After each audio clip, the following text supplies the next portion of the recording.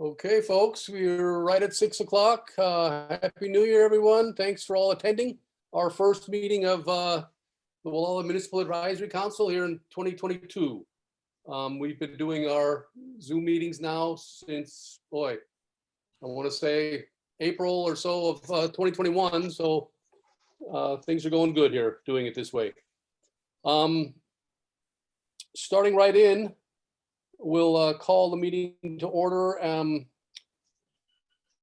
What we customarily have been doing the last couple of months, we've been making a motion to vote on the resolution authorizing teleconference meetings on gualalamac.org. I think that's the first order of business before we do introductions and announcements as per the agenda. So why don't somebody make a motion to vote on that resolution? I'll make a motion, we vote on this resolution. I'll second. Do we have a second? I'll Tom, second. Okay, and then I'll go through the council members and we'll vote. Okay, Melissa, Aye. Kevin, Aye. Don, Aye. Tom, Aye. and Robert. I'm an aye. Okay, unanimous approval of the resolution authorizing teleconference meetings. Introductions. Anybody in the audience not know us yet? We can introduce ourselves. I'm Robert Youngling, the chairman. Go ahead, other council members, if you just want to state your name real quick for the record. Tom Murphy, I'm vice chair. Melissa Finley. I heard Melissa. Don Hess, member. Kevin Evans, member. Tom Murphy, vice chair. And then we heard Melissa Finley is also a board member. Which is next? We have the approval of the minutes from December 2nd. Has everybody reviewed those and finds them in order? If we do, then we should make a motion to approve those. I have one little change. Okay. It's under section F, the Water Ad Hoc Committee. Okay. There's a comment of mine that is noted here. The comment, as it is written in the minutes, says invite David Bauer to the water forum. That's not really what I said. I said, let's see if we can get him, David Bauer, back to talk about water. And then, well, sure, if we had a water forum, that would be great. But really, and then I said, let's dedicate some time at a meeting. That's what I said. Okay. So noted, and maybe Mary can make the slight adjustment to the, or slight edit to the meeting minutes for Don. Will do, absolutely. And then we'll discuss that a little further when we get to that section of the agenda, Don and I. Sounds good. Okay. So with those meeting minutes amended as just discussed, do we have a motion to approve the December 2nd GMAC meeting minutes? Move to approve as amended. I'll second. And Kevin will second. Okay, Melissa, Aye. Kevin, Aye. Don, Aye. Tom, Aye. and Robert. Aye. And who moved? I'm sorry, I didn't catch who made the motion. I did. The Tom. motion was by Tom? Tom, wasn't it? Thank you, Tom and Kevin. thank Okay. you, thank you. So under correspondence, which is next, we have 3 items we need to add under correspondence. Mary made us aware of that today. The 3 correspondence items were number 1, GMAC PO box fee, $62 annual fee. I'll take care of that. I'll send an invoice off to the county. The second was making us aware of Brown Act training notice, January 28th County Council will be doing that as a remote meeting from 9 to 11 a.m. And then the third item of correspondence was for our neighbors south of us in Sonoma County. There'll be a virtual meeting, in other words, a public hearing by the Sonoma County Planning Commission on the Sonoma County Local Coastal Plan update. Is anything you want to add on that, Mary, or anybody else on those items of correspondence? There was nothing in the mail as of 5 o'clock this evening when I went down. So that's all the correspondence. Okay, so we'll add those under correspondence 3B, and we'll have to thus amend our agenda, which is next on our agenda item list here. As amended, or can somebody make an approval of our January 6th meeting agenda as just amended? I'll Anybody? move approval, I'll move approval of the agenda for January 6, 2022, As amended with those correspondence items? as amended with those correspondence items. Great, okay, so Kevin has made the I'll motion. second. Tom seconds that, and let's take a vote on approving the agenda. Melissa, Aye. Kevin, Aye. Don, Aye. Tom, Aye. and Robert. I'm an aye. Okay, so everybody in the audience, excuse me. Okay, everybody in the audience has a copy of the agenda or has seen a copy of the agenda. We have a number of items that we'll be going through, but is there any public input on non-agenda items at present? Okay, hearing none, seeing none, we'll move on to item number 5, which is the law enforcement report. Robert, And we before we go Go to ahead. that, I should have mentioned this during the agenda. I noticed Lori Zhang, is it Zhang or Zhang? Is in the audience tonight, and I assume that's in reference to item 8, and it's the last thing we have for what our action items, our assignments. We're not going to Right. have a discussion on that tonight, and Lori, you're welcome to stay from the meeting. I just wanted to let you know that we're not going to be discussing that item tonight, so I just wanted to give her the option of staying or leaving. I probably would leave, but can I ask, and when that will be discussed? I thought the simple thing here, just assign 2 members who's going to be looking, reviewing my case. Is it that's the purpose for the review, not the discussion? Yes, that's correct. We'll be assigning 2 people to the case tonight, and then reviewing it next month at our meeting in February. So you will still assign 2 members tonight? Yes, Yes. we will. And Okay, then they'll reach out to you and get in touch about making an appointment to come see the land. okay. If that's the case, or what you're saying, I don't have to be here because no discussion, it's just assignment. Right. Right. Okay. All right, thank you very much. Thanks, Lori. Okay, okay, thank you. So I will wait to hear from somebody from from you guys. Mhm. Correct. Thank And you. You're welcome. Okay, I have one Bye. other housekeeping item. There's a David here tonight, and I'd just like to get their last name for the record, please. David. We have a David in the audience. I think you're back. Yeah, it's Bauer. Oh, hi, Dave. Okay. Thank you. Okay, I'm ready. Sorry, what was his last name? So, Oh, it's David Bauer. Bauer, Dave Bauer. Thank you very much. We were Okay. just talking about. Okay, then we'll move on to that law enforcement report. We have, who do we have here? JD Comer, we've got Sheriff Matt Kendall here. We've got, who else? CHP Sergeant, do we have anybody? David Dyke?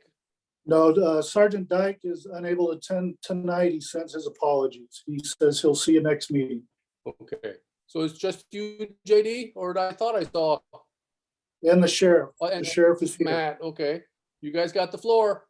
Thank you so much. So JD's going to go over some of the statistical stuff. We've got some kind of upper end things that are happening that I was going to bring to the MAC meeting as soon as he gets done discussing what we've done this month. Go ahead, JD. Can you let him know what's going on? Yes, so the statistics for the last 30 days, going back to December 6th for the Gualala area, I'll just throw out the calls. We had a total of 38 calls per service. And we've taken out of those 38 calls, 3 investigative reports, 2 arrests were made. And a summary of the types of calls for service, not covering all of them, but the majority of them.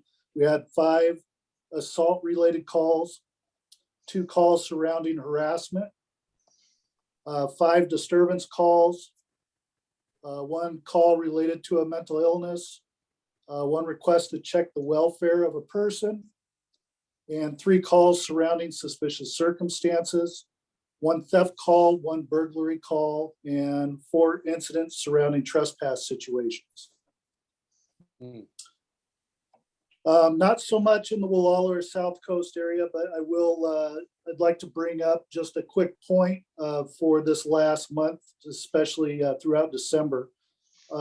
We had a very high volume of victims of mail theft in the North Coast as well as throughout the county. Again, not so much in the Gualala area and in the South Coast, but definitely up on the North Coast. And as a result of those, we conducted investigations and we made some arrests out of those investigations. So I just would like to bring up a couple points of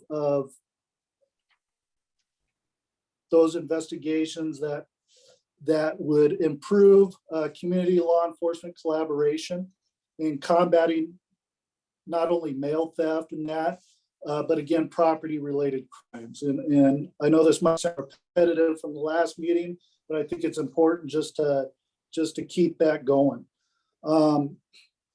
Understand that once a suspect is apprehended for a crime, they're usually found in the possession of not only the property that we might be investigating at the time, but property that obviously does not belong to them and belongs to other people.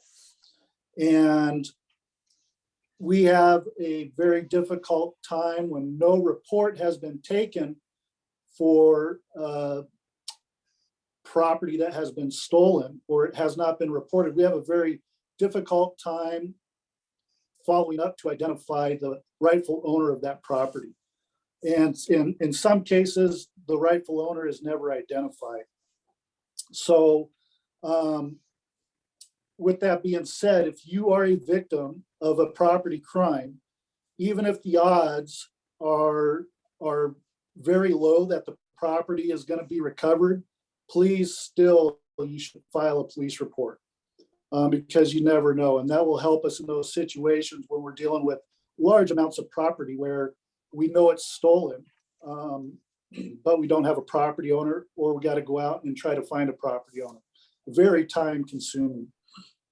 And not so much if you're a victim, but also like to throw this out there because this came up a couple times, is where you're not the victim, but maybe you're a neighbor and you observe maybe an unfamiliar person in your neighborhood or something that just doesn't look right. Bottom line is, if you see something, say something because it could amount to something, and call it in and report it. So, you know, a couple instances like that people had observed suspicious activity when these crimes are being committed, but they never reported it. But we found out later that they did observe it, and we were able to follow up and maybe get some information, but it would have been much better to have that information on the front line at the time it was occurring. Other than that, that's all I have. Happy New Year to you all. Thanks, JD.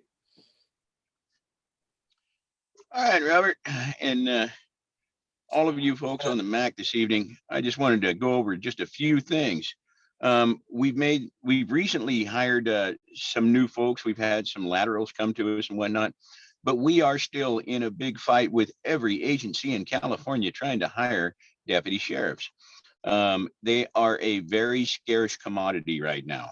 We have 3 that we're going to be sending off to the police academy, one from the North Coast, one from the South Coast, and one from Covelo.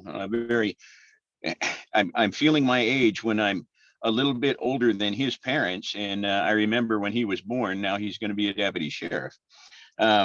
We were able to hire a second person for our mobile response team over this last month. He has a lot of experience, in excess of 15 years of experience dealing with people in crisis. He worked down in the Bay Area for a long time. He's an incredible resource for us. And it was just one of these things where we just flat got lucky. He has a parent who, needed some assistance. And so he moved from the Bay Area up into our county, actually right on the edge of our county in Lake County. And, he needs to be with his father in the evening and just to help him a little bit. But it was just a godsend for us. So we've got 2 out of 3 of those folks hired now. We're continuing on working with the board, trying to get some more hiring incentives so that we can bring our numbers back up to a satisfactory level. Now, when these 3 graduate the academy and we just swore another one in, we're going to be looking better, but we are still way behind. Also, we're looking for corrections officers to take on the duties in our custody settings. So if anybody has a person who is looking for a job in law enforcement, please send them over to speak to us. Have them go on to our website. We have a QR code on the website that if you scan it, it'll take you directly to a platform to fill out your application. I'm hoping we are all experiencing that Omicron variant right now. I've had a lot of my folks who are vaccinated actually come down with it. Thank goodness it hasn't been a terrible experience. It's like having kind of a crummy cold, but we're still going through that. And that's also keeping our numbers down a little bit. I'm looking forward to a point when all of this stuff is over with the pandemic and we can all get back together. And myself and JD will be happy to answer any questions anybody has for us.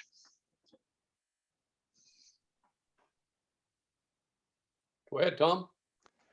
Sheriff, I think you mentioned a lot of departments around the state are having trouble, and I guess that's a national phenomenon going on right now. It's just listening to the Capitol Police have over 240 vacancies, I believe it is. And they're trying to find the right people for that very important job too. So Yeah. Good luck to you. I know every restaurant, every hotel, it seems like everybody's looking for good workers now. I'm still getting job offers trying to pull me out of retirement, and they must be desperate. No, that's not being desperate. They just recognize talent when they see it. As a matter of fact, I was going to email all of you folks application to be a deputy sheriff this evening. I wanted to ask you, Sheriff, and this isn't a serious proposal, but just your thoughts maybe. Whether you could use a couple of community service officers in lieu of deputies, since a lot of police calls aren't really police calls. They're more like neighborhood disputes and things like that. Well, we use sheriff services technicians right now, but we keep them actually more in the building doing, counter reports and things like that. But I always have concerns if we bring somebody on because of the nature of our county.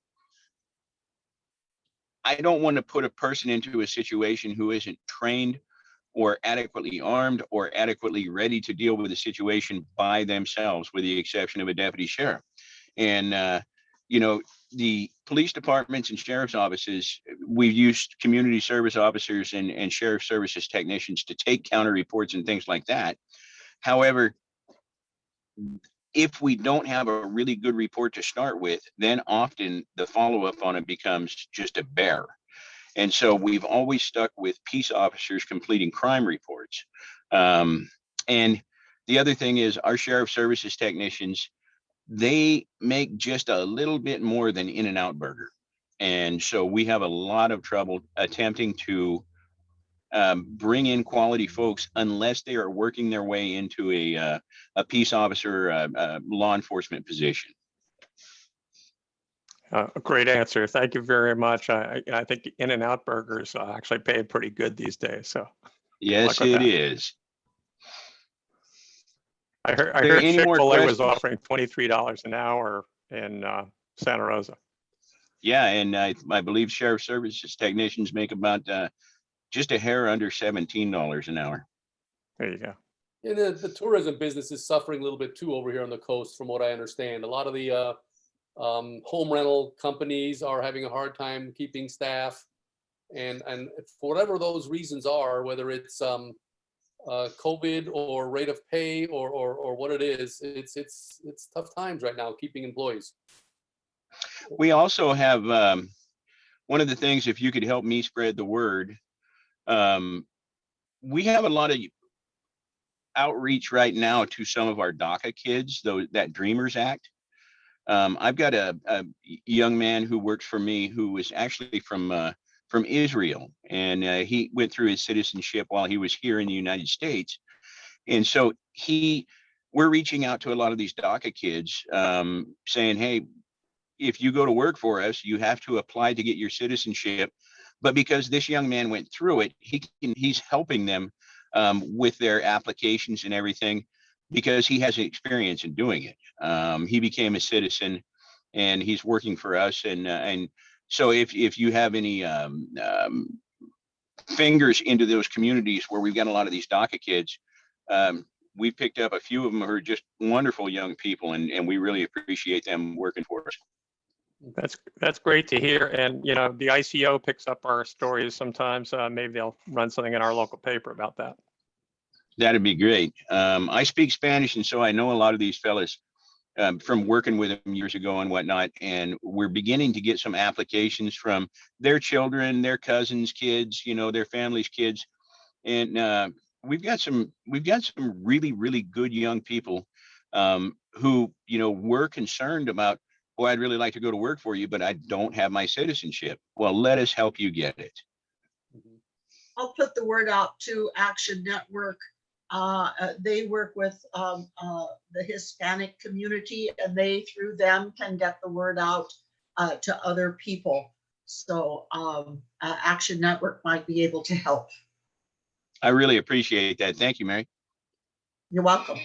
Yeah, And thank you for everything you do yeah. throughout the county and throughout the state. Yeah.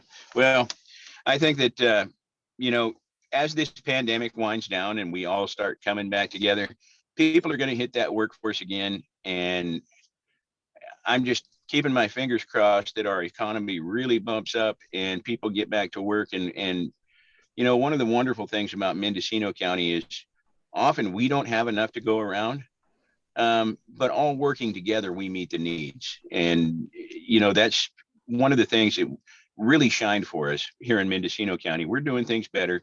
We're getting more things done during a very tough time. Like JD was talking about, we are not having the same problems on the South Coast as what we are in the areas where people don't really know their neighbors. We do a better job when you're a tighter knit community. You look out for each other. And so that's what the entire county needs to move into. Yeah, I just wanted to say this is it's been really great to be able to have our Zoom meetings over the last year and a half, almost 2 years, and have law enforcement give their reports.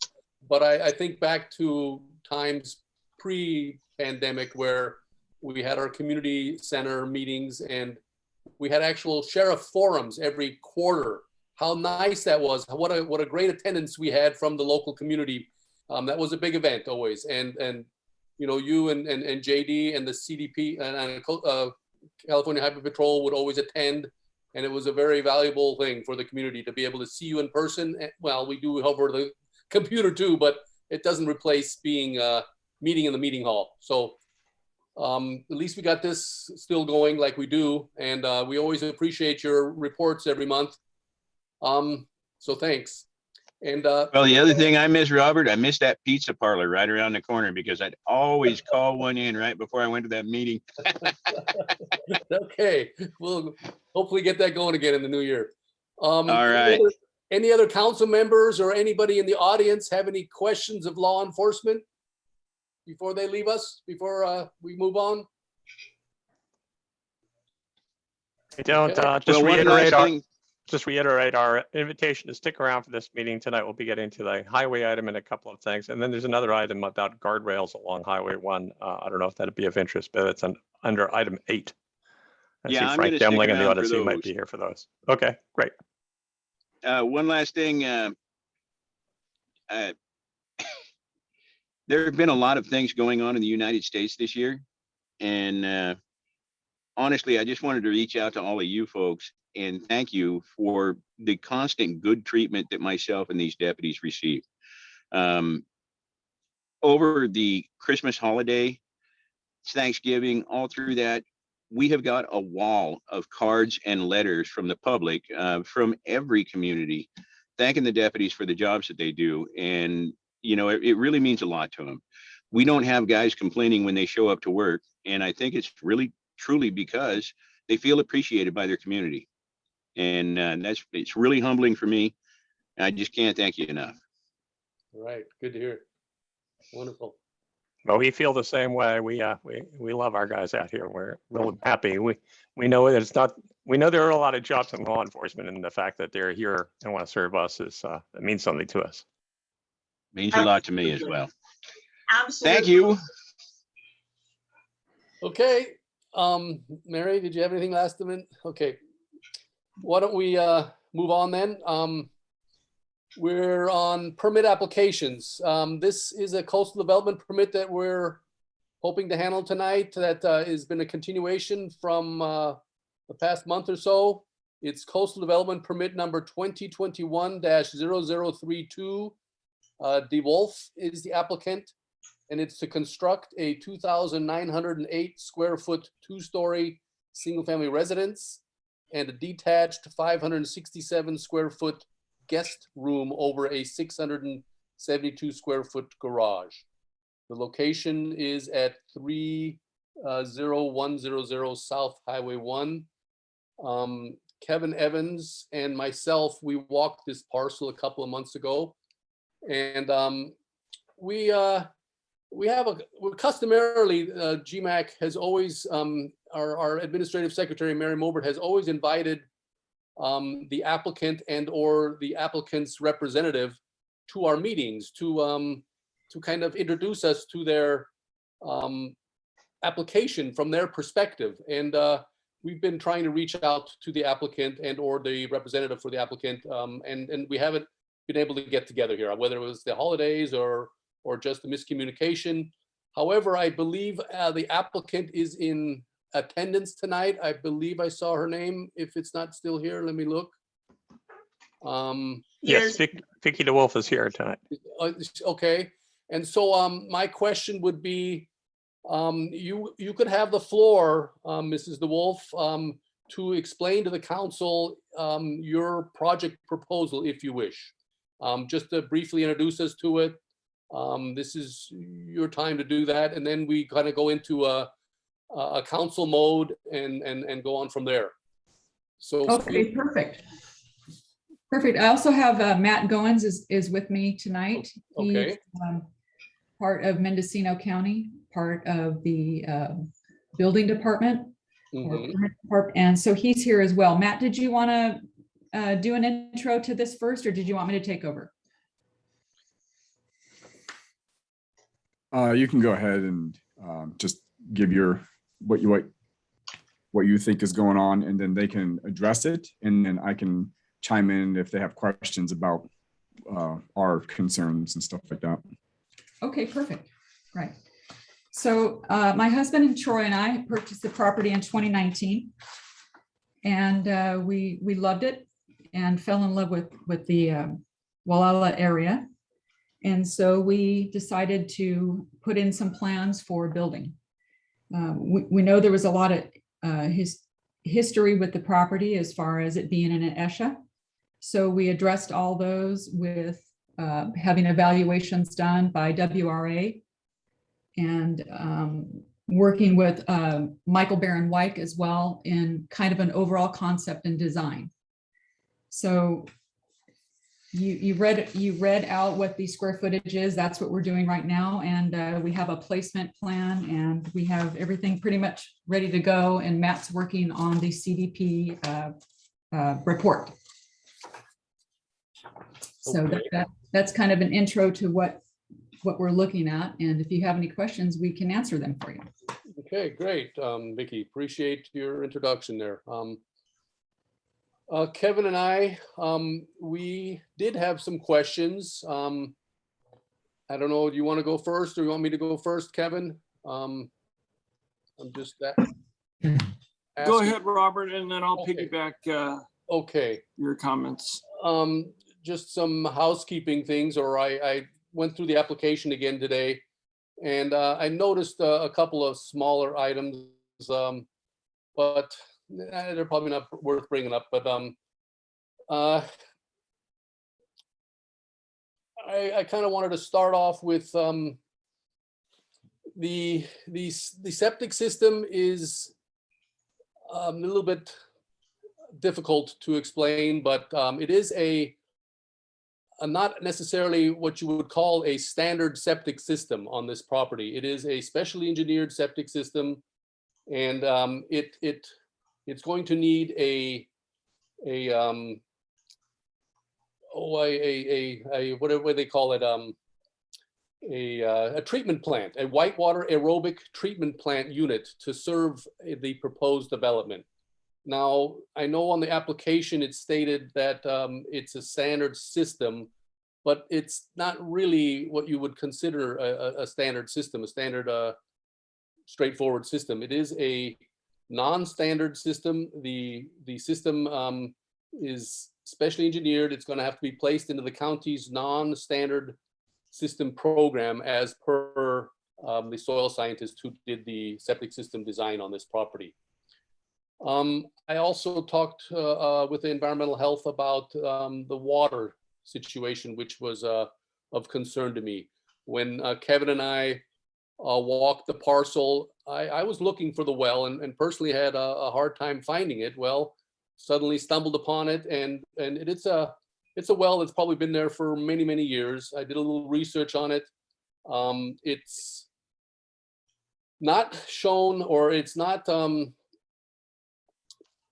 apparently it's not on the well, it's not on file with Mendocino County Environmental Health as being permitted. So that's something I was concerned about. I looked a little bit further into the situation. I did notice in some property marketing information of the property that apparently there was a well that was dug on this property way back when, and it produced 5 gallons per minute in 2007. So that was reassuring, but I still feel that it needs to be permitted, and probably that's part of your application. I haven't looked at that. It should be a viable viable productivity still, potable water source. And so I kind of thought a hydrological inspection or evaluation might be warranted on something like this. Which leads me to the actual application.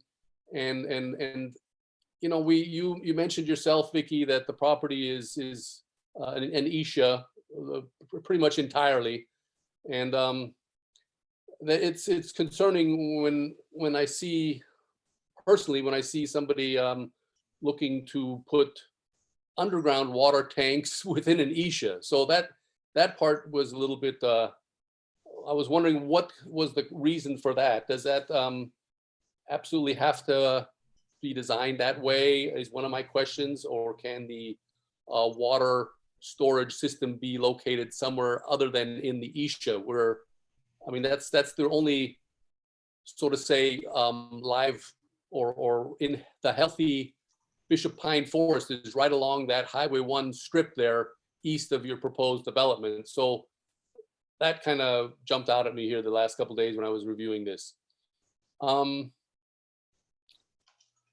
Taking down trees is a concern.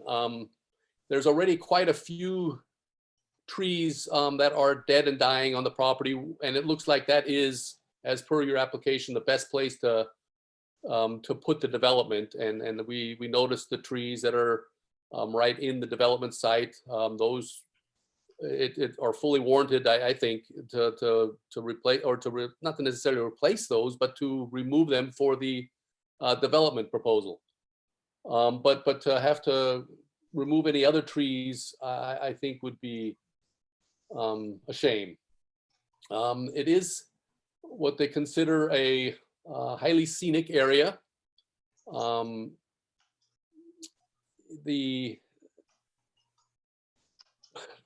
don't know what I want to say there.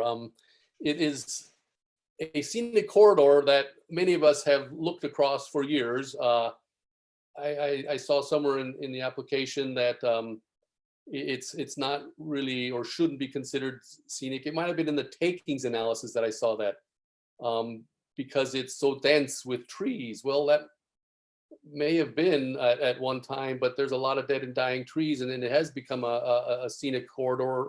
Maybe it has been always a scenic corridor for some people. I don't know, but there are rock formations and ocean views that one sees across this parcel when traveling north and or south. So those are just some of the things that are on the top of my head that I just wanted to bring up and are of concern to me personally. Any other, or Kevin and or anybody else want to fill in? Or Yeah, Robert, let me go ahead and piggyback what you said. I too am interested in the ESHA impact on the property. And one of the concerns I had when Mr. Youngling and I walked the property is we really couldn't identify which trees that you had planned on removing because we couldn't see the footprint of the house. So we're not sure what the impact is to those groves that are living. The other impact area would be the leach field and how close, because there are some live growth there, and I'm wondering, is that going to be removed? We did notice that there's a lot of new saplings growing up. Is that what your application is indicating will be the replacement trees for those that you take out? Because I know you had indicated that there would be replacement trees to compensate for those trees that are taken out. So I'm curious about that.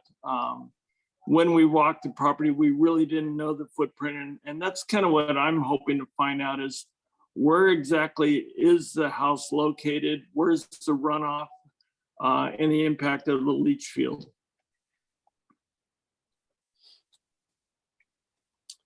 okay, let me add some things here. When reviewing the takings analysis report, I just saw a couple of items that were incorrect. It refers to the wrong assessor's parcel number, I noticed on page 1. It should actually be 142-031 instead of 131. There's a small technicality, probably the county didn't even notice it. Also, in the second paragraph of the takings analysis that's written by Michael Baron-Wyk to Julie Acker, it indicates that Matt Miller of WRA did the botanical evaluation, but Matt Miller is actually a pest control operator, and it would probably need to be changed to Matt Richmond of that company. So just a couple of small housekeeping things there.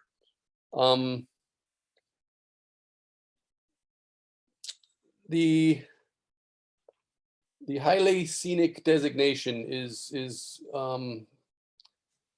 something that we wrestle with, and it seems that something could be done as far as the scale of the project. I don't know if would be willing to undertake a smaller footprint on the property, but it is.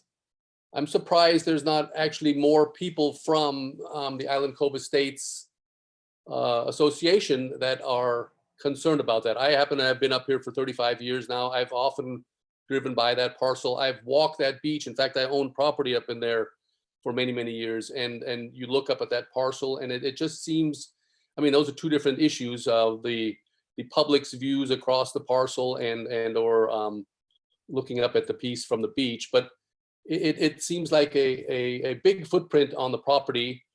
And I just wanted to see how you feel about that as the applicant, Vicky.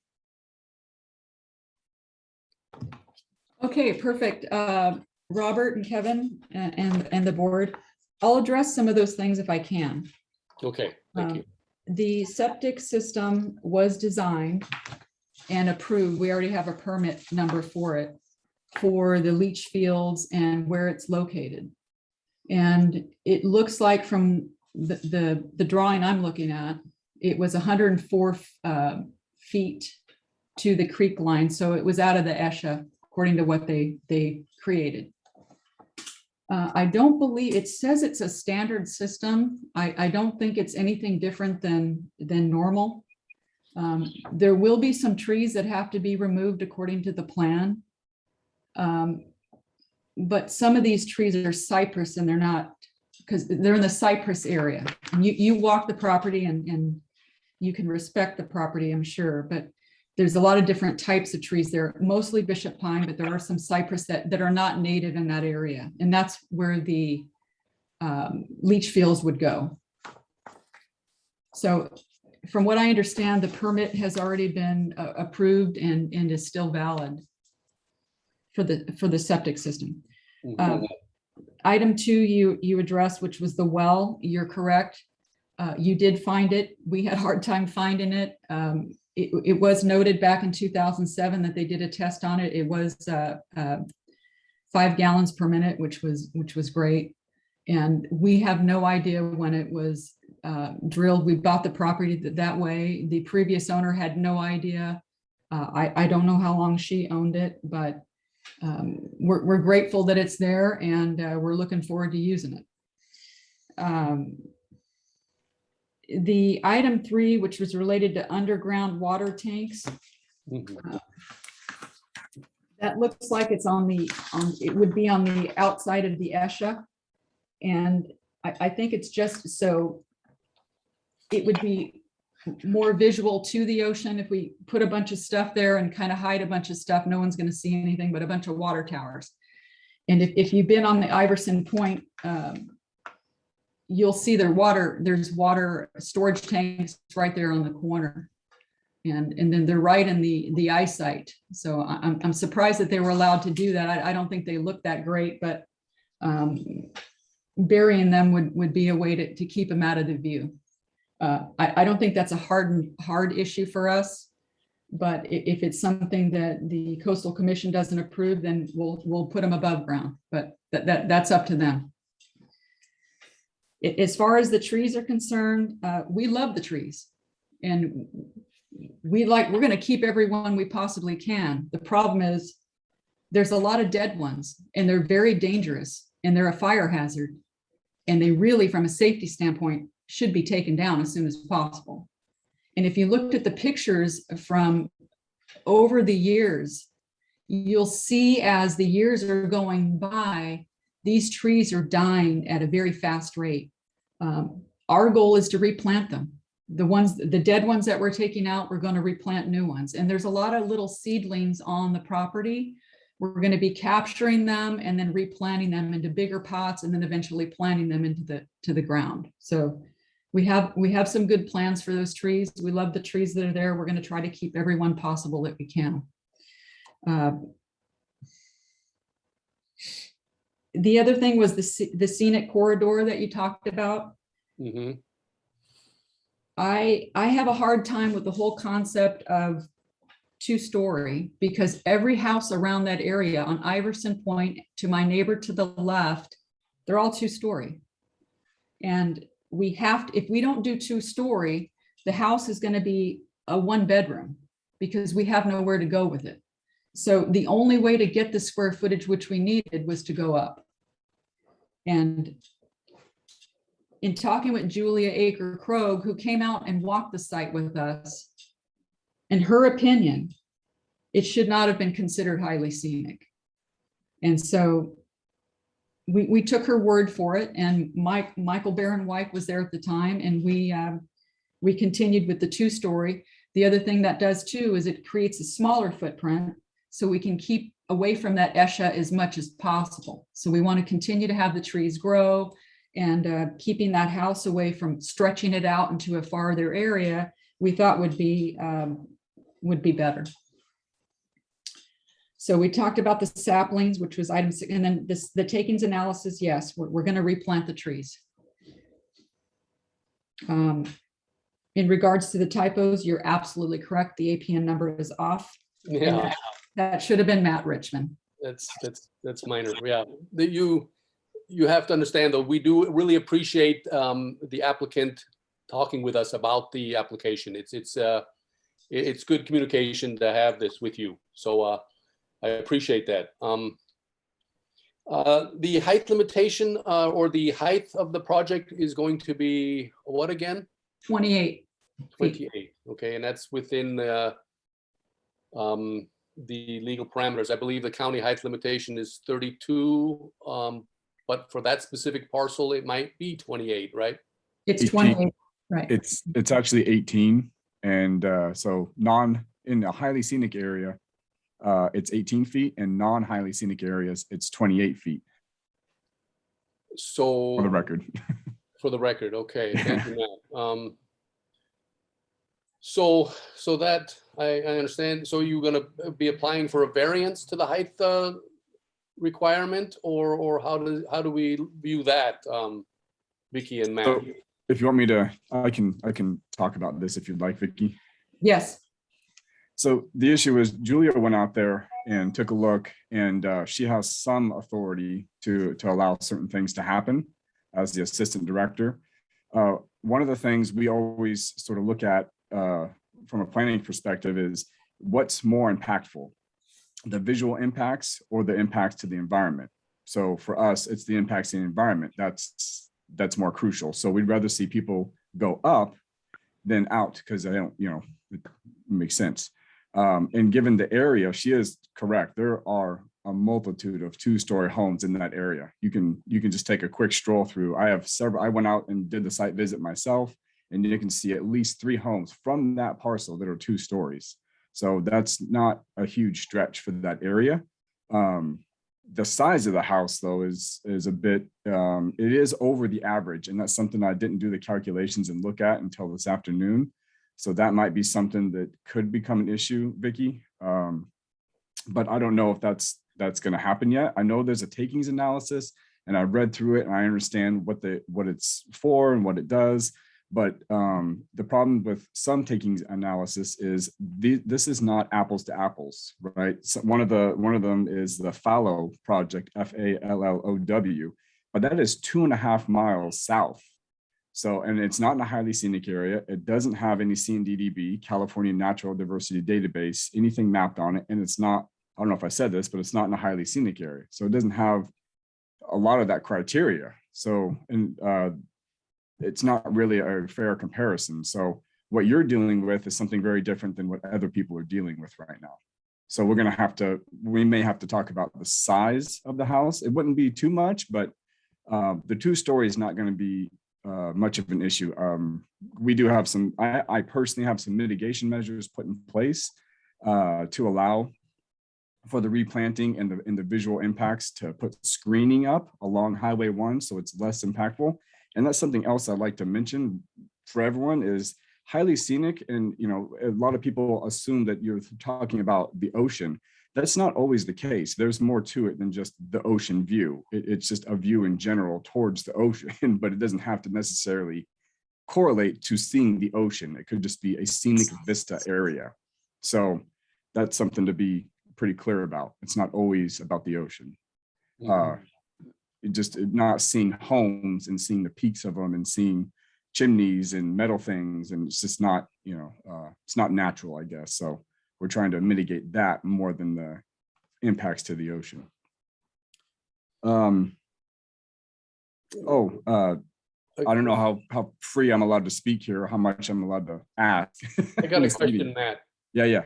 I got a question. When Mr. Evans and I were out there, we were discussing the bulk of the property, the bulk of the structure, and granted, I see the benefit of the way it's being designed and the way the garage is kind of being tucked behind the main structure. That's all good and fine, but Sure. we kind of wanted to see an idea or get an idea of the bulk of it height wise, and is there a way one can put up story poles to see that? Is something that Kevin and I discussed. In fact, I have that written down right here. Footprint layout and story poles was something that I wanted to mention to Vicky at some point, probably next week actually, but now is a good time. Vicky, we're gonna do some story poles and do some layouts, some string layouts, so we can get an idea of how big the footprint is and where it's actually going to touch on the ground. And then we can do some story poles for some of the peaks, the tallest peak and maybe like some 4 or 5 corners to get an idea of what it's going to look like from the road. And those can just be 2x4s essentially, braced up. That's all it really is. It's nothing crazy. We've done that before. I've been with GMAC now since 2003, and we've had that performed for us before. And it would have been very helpful for Kevin and I to be able to see that string lines and then story poles to evaluate this better. And there's a couple things that I'd like to note that the development's, only going to impact, 0.23 acres of the Bishop Pine Forest, and those, all of those are going to be dead and dying trees. I mean, the amount of impact is going to be so small. We're talking like 0.07 acres, into the 100-foot buffer from a stream. These are just so small. A 1/4 acre from another Isha buffer from another stream. It's just, the numbers on this are tiny. They're not impacting a great deal of the actual environment, the sensitive stuff. They're actually in the best spot possible. There are impacts that are going to happen, and they are pretty minimal, honestly.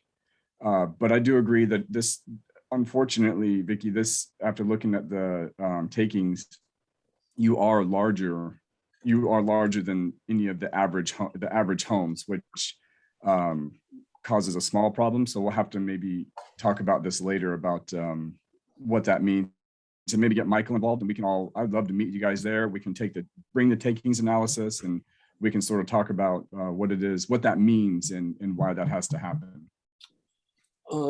That's fine. And I believe the neighbor next door, I think their house that recently sold, I think it's on record for about 2,500 square feet. So we're not too far off. No, you're not too far off. No, but it's still, That's the one to the south. Is that correct? Yes, correct. That's right. And then I think the one on the point might even be larger. I did a little research on that. That one on the point is actually smaller. The one to the south was the larger one, and I can check those records here momentarily. Let me see. The one to the south says 2146 square feet. And the one in Iverson Point is 1,450 square feet. Which one on Iverson? Which one? The one that's closest to the subject property. Okay. And then the one to the south is the one for 2146 square feet per the appraiser.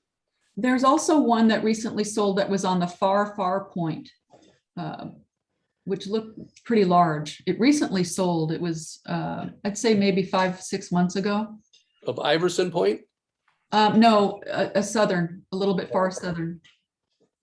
I have to look at that. I haven't gone that far south from there. Okay. Back to the septic system. I was looking through the botanical report, and it did mention in there, which was encouraging, that a total of 8 Bishop pine trees are situated within the development footprint of the leach fields, only 3 of which are healthy. And then it goes on to say that none of these living trees are expected to be removed for the installation of the leach fields. So I know what you were saying, Vicky, that most of that area going towards that water course is cypress trees for the most part. But regarding the Isha, regarding the Bishop Pines, it's good to hear that none of those will have to be removed, the living ones. Correct. Yeah, just the dead ones. But it is, as I've researched, it is a non-standard septic system. It is a specially engineered septic system, and they have to put it on a program with the county where they monitor it, to my knowledge. And they had to have specific setbacks from that creek flow or from that water course for both the replacement field and the primary field of 60 feet minimum, I think it was. So that was somewhat restraining in order to be able to get that size leach field onto the property and to be able to build that size home, because everything's based upon bedrooms. How many bedrooms you'll have, that's how big of a leach field you have to design for. Yeah, I'm looking at it now and it shows there's a 1,200 gallon concrete pump chamber and a Right. 1,200 gallon concrete septic tank. And then there's a whitewater aerobic treatment unit that goes in there. But I don't think any of that relates back to being evaluated. I'd have to talk to Carl Rittman. He was Right. the designer. And he last did work on this apparently in 2016, I believe. That's correct. Yes. Now, the other thing regarding water, the well and the septic system is that county health standards require them to be 100 foot apart. So I'm sure they had to make sure that the water source and your leach fields had that separation standard. I also was thinking about if it's proven that your well really produces that good amount of water, why the necessity for these large storage tanks, 2,500 gallons each, 2 of them? According to Michael White, that's what he recommended. Okay. Usually, when people have lower producing wells, maybe a gallon a minute or so, that they'll usually have a holding tank, maybe one 1,200 gallon holding tank, maybe 1,500 gallon holding tank, but it seems rather large, and they're underground.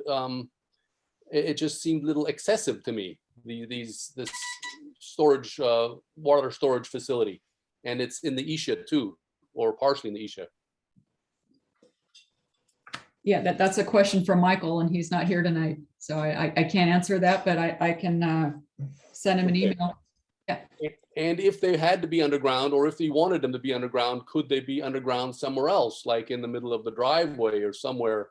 Or is that then encroaching upon your separation standard from the septic system? I don't know the answer to that question, but Yeah. these holding tanks are usually impermeable from anything entering them, to my knowledge. But no, so there, as you can see, there's a lot of questions that we have, and I don't want to be the only one talking. So if anyone else wants to ask the applicant or our county, go I ahead. have a comment. Go ahead, Melissa. In talking about other houses that are large, I think that's beside the point. Large houses are more like history. And what needs to be done now is to take more account of carbon footprint, on top of the fact that that's an awful lot of building in a scenic corridor. And McMansions just wouldn't help the view. That's it. There's an issue here with a buyback expectation when you purchase a property. It's not so simple just to say, it just it don't like it. That's not something that's going to go, it's nothing to stand on. I mean, there's no way to deny the project or to tell them to go smaller necessarily. And you're right, it is historical. A lot of these homes were built in the 70s and 60s and some of them in the 80s, and which is very true. But when you buy a piece of property and you look around, and a reasonable person would expect when they purchase the property that they look around and say, look, there's a home that's 2 stories, it's that big. There's a home on a bluffed up, there's a home. They have an expectation that that home's going to be built, which is why the takings analysis was done. So they have a buyback expectation. So that's something to always be aware of when someone purchases a piece of property. So there's owner rights to a certain degree, and the county doesn't do too much dictation when it comes to that. We have some level of discretion, but not a lot. Does that help, Melissa? It's called a takings analysis. It's something that architects, applicants will do because of their expectations on a property. I Doesn't mean, understand that, but it doesn't make good ecological, or it doesn't make good ecological sense. It's just a comment yeah, of yeah, mine. understand. One big question. I know the law. It's just that law isn't always right. Well, yeah, and it doesn't mean that an applicant has to build that big if they don't choose to. But we all tend to push the envelope as much as we can, it seems like, and we're seeing more and more of that up here on the coast. I just hate to see these really big houses.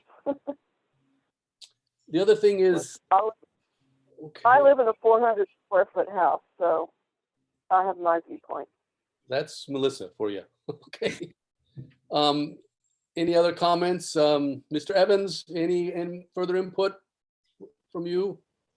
No, I'm pleased with what both Vicky and Matt have shared with us, and some of their mitigations, and also addressing the concern about the footprint and the story poles. So I like how responsive they both are to our questions as GMAC, and I appreciate that. Okay. Anybody else on the council? I'm looking at if I have any other questions. Yeah, Robert, Yeah, Don, can I share my screen for a second? please. Okay.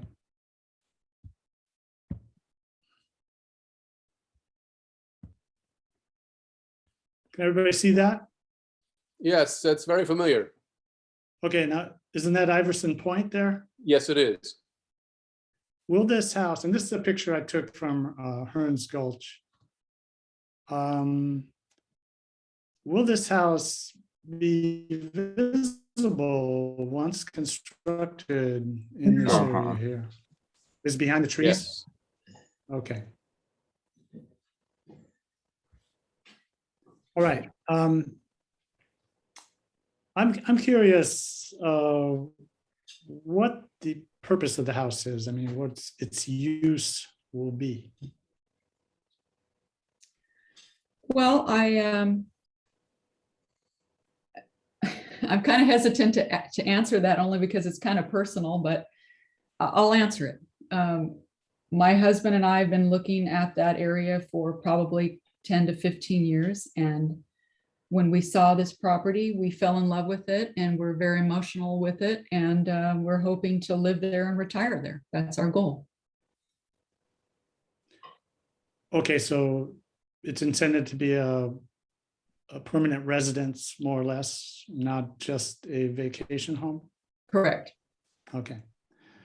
All right, well, I know you've spent a fair amount of time addressing some of the issues that Robert in particular brought up.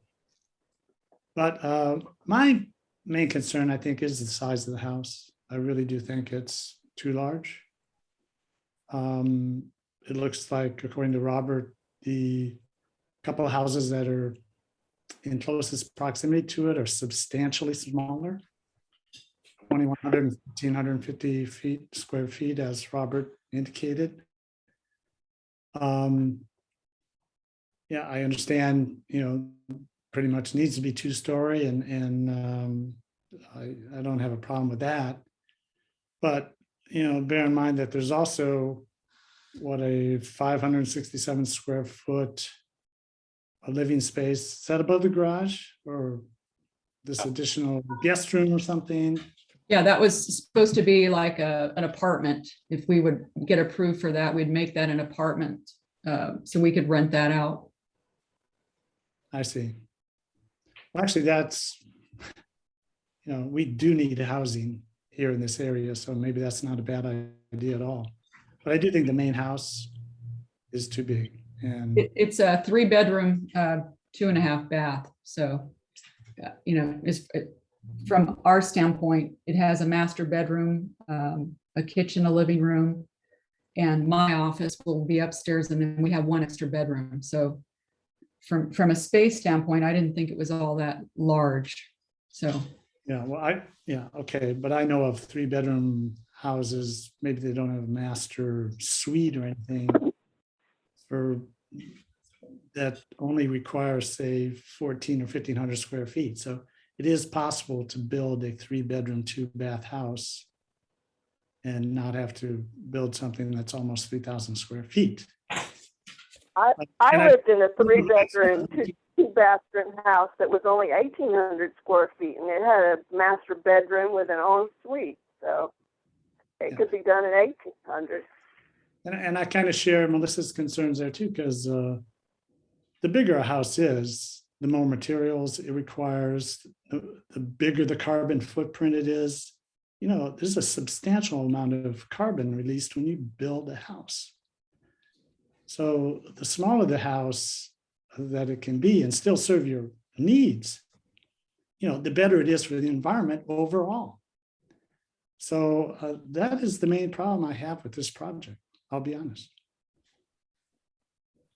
Same here. Thanks, Don. Any further comment? I have a question for Matt Goins, if he doesn't mind. Sure.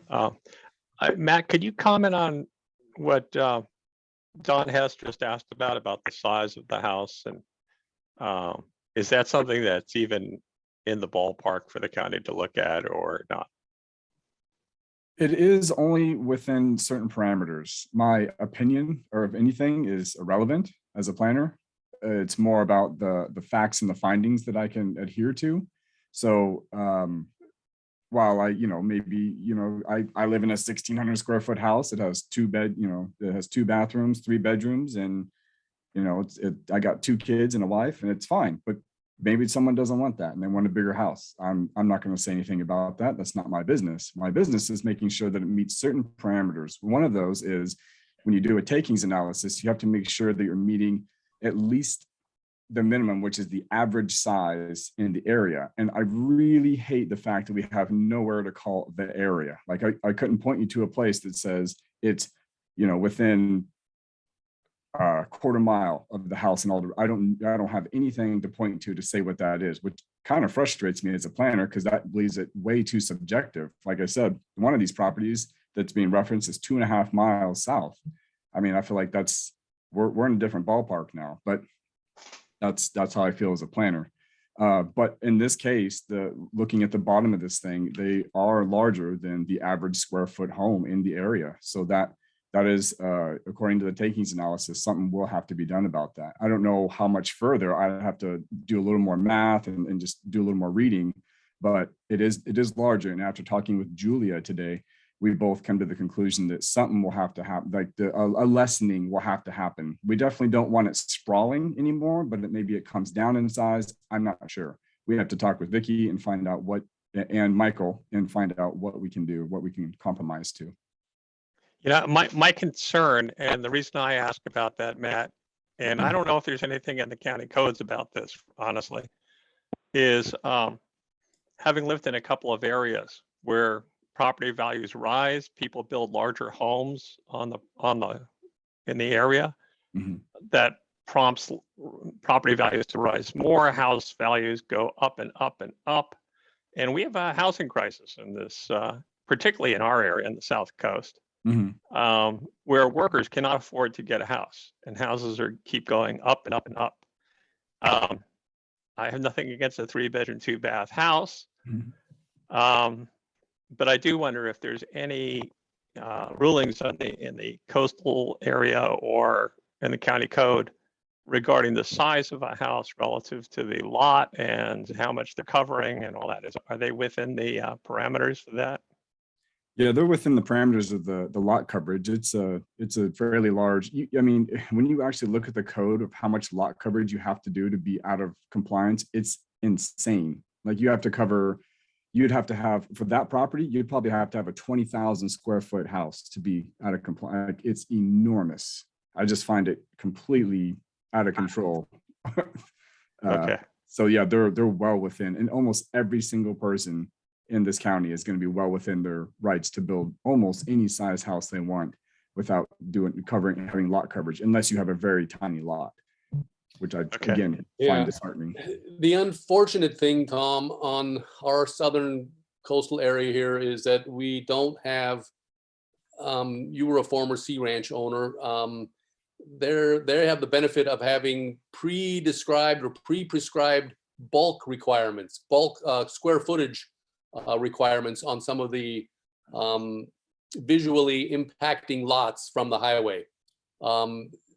Mendocino County, we don't have that. We don't have the benefit of that. So there's no real bulk requirement. They can build as large as they want, subject to all the other issues, which are the ISHA issues. The size of the septic system is primarily what governs it, and then the setbacks from the bluff and from the highway, of course. And so, you know, it would be nice if it could be downscaled, but we really can't dictate much on that, as per what Matt's been telling us.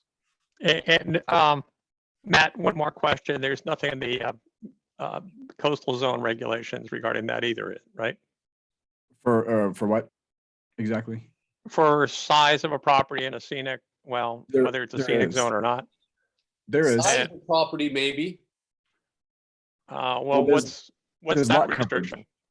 Well, I know of a couple of parcels down closer to Gualala. They're on 10-acre parcels, and they've got 10,000 square foot homes on them. Just about 2-3 miles north of Anchor Bay on the ocean front.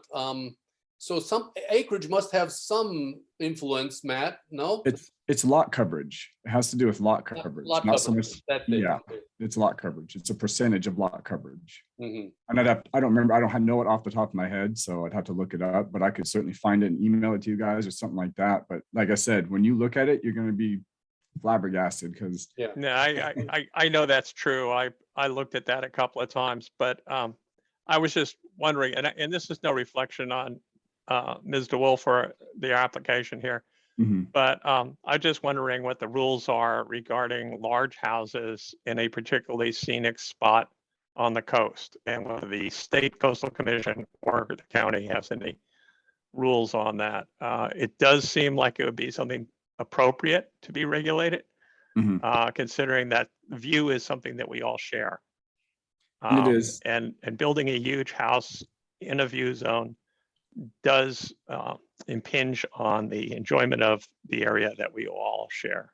It does. And that's why, I mean, it does, and it doesn't fit the narrative where it sits, but that's why someone did a takings analysis. And that's what makes this stick, is they say, hey, I'm being denied something that other people have because, you know, for whatever reason, the code has changed or something has changed. So now I'm being denied something that I reasonably thought could happen. So county, you're either going to buy my property back from me with a bunch of other incentive, you know, financial stuff, or you're going to allow me to do it within certain parameters. That's like the short, ugly version. So to take it out of this context, I don't want to pick on the DeWolves too much here. If all my neighbors have a garage and I want to build a garage, I have a better argument when I go to planning. You certainly do. I mean, in some fashion, yeah. This is almost like a little sister to a variance. A takings analysis is. A variance is, you know, something you want to do that varies from the code. And you say, hey, I have this, you know, I went around and he has a garage and he has a 4,000 square foot garage and so does he. Why can't I do it? And then they could have a pretty good argument before a planning commission or whoever to get it. So this is something similar, basically, in the coastal zone saying, hey, I did an analysis and everyone else has it. Give me a good reason why I can't do this. All right. I enough said. Thank you very much for that answer. You bet. Okay, any other input, or should Kevin and I try to come up with a motion? Robert, may I make a suggestion? Sure.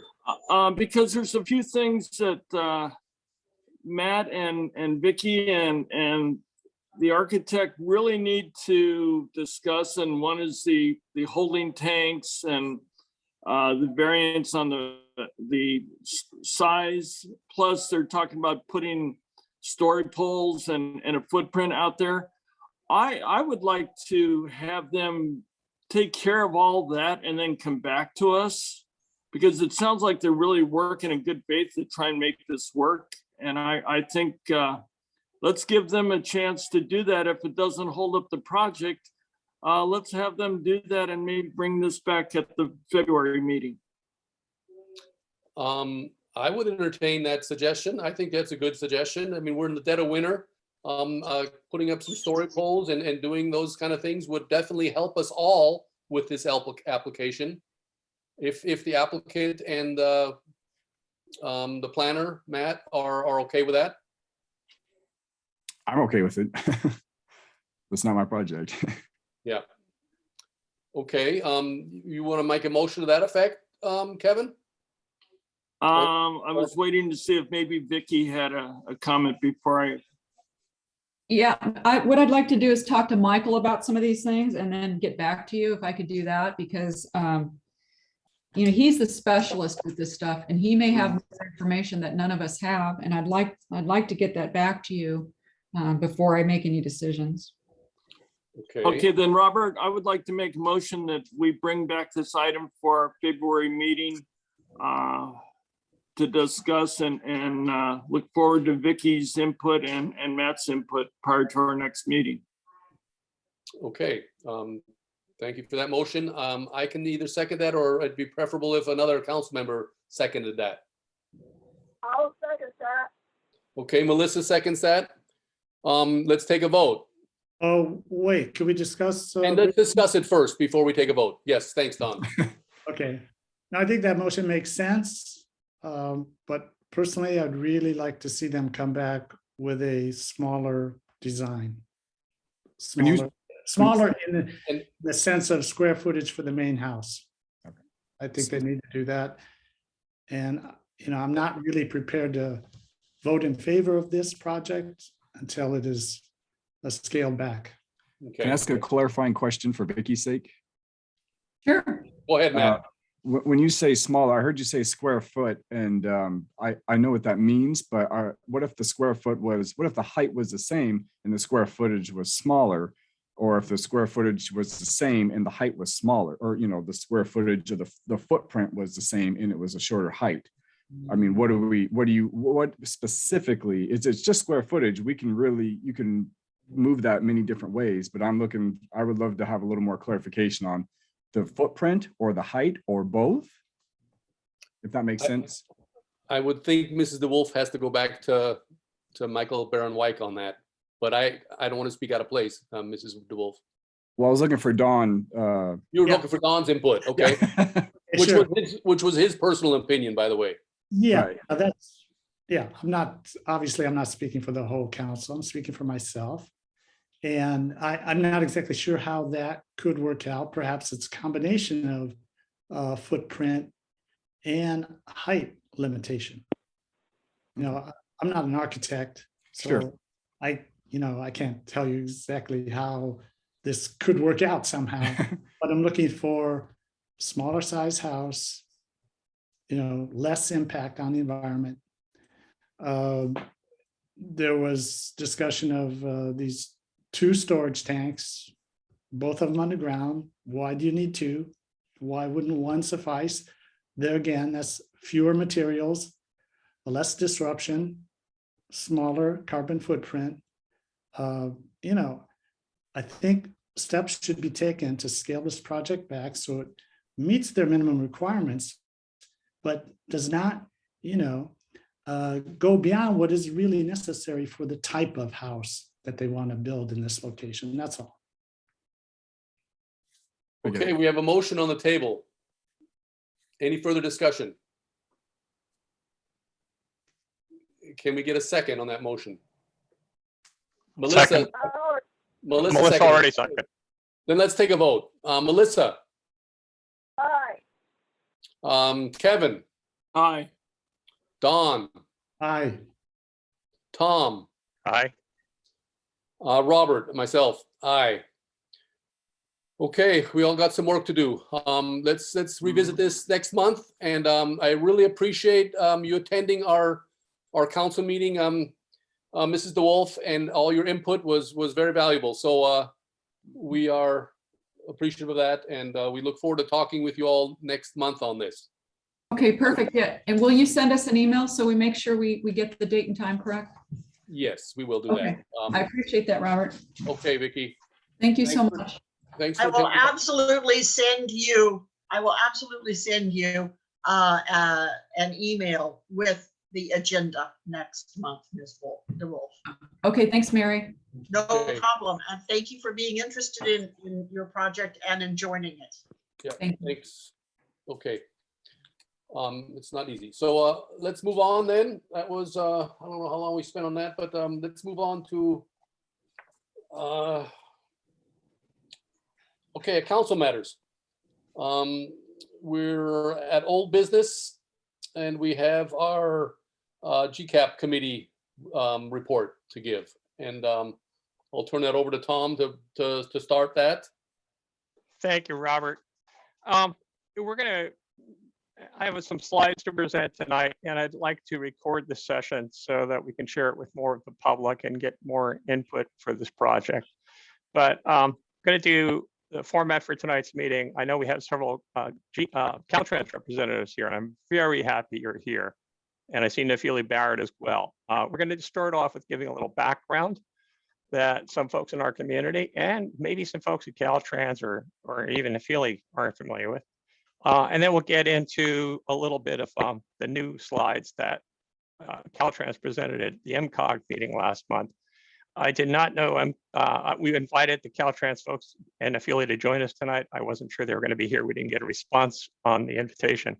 So we went ahead and made a presentation. And then if there's anything they want to add after I speak, be happy to get that. Then we'll have public comment. I know we have at least one person in the audience who wanted to comment on this. And then we'll go to council discussion and see if there's any action we'll take tonight. So without further ado, I'd like to share a screen. Okay.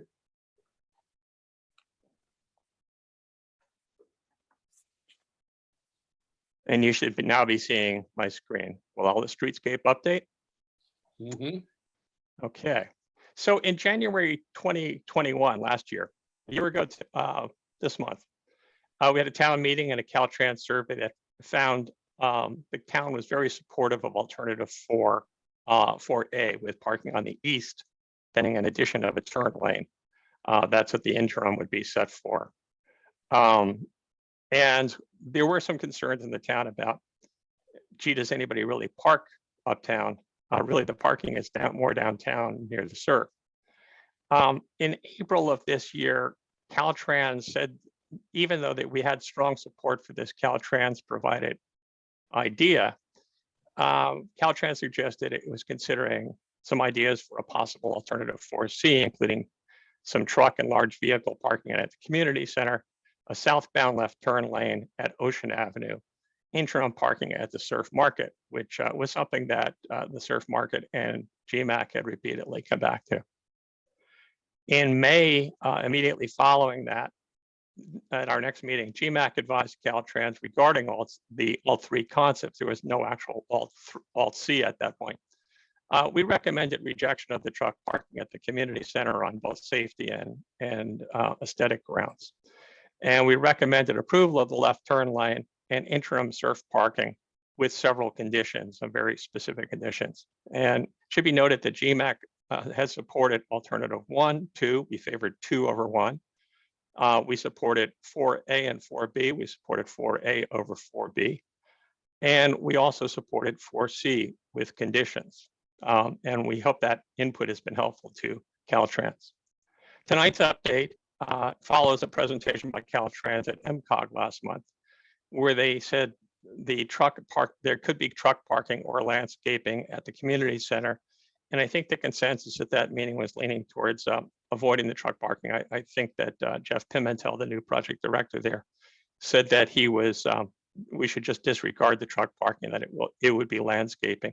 But there is a movement of a sidewalk there that we'll talk about in a minute. The interim parking would actually be in a 4th lane at Breakers Hotel.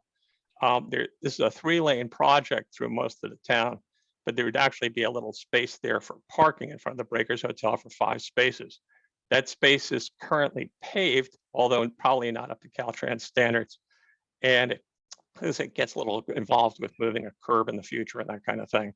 And then the idea was that after the interim passed, no specific interim was mentioned, but after it passed, it would later convert to either a bus stop or landscaping, and we can talk about that when we get into it.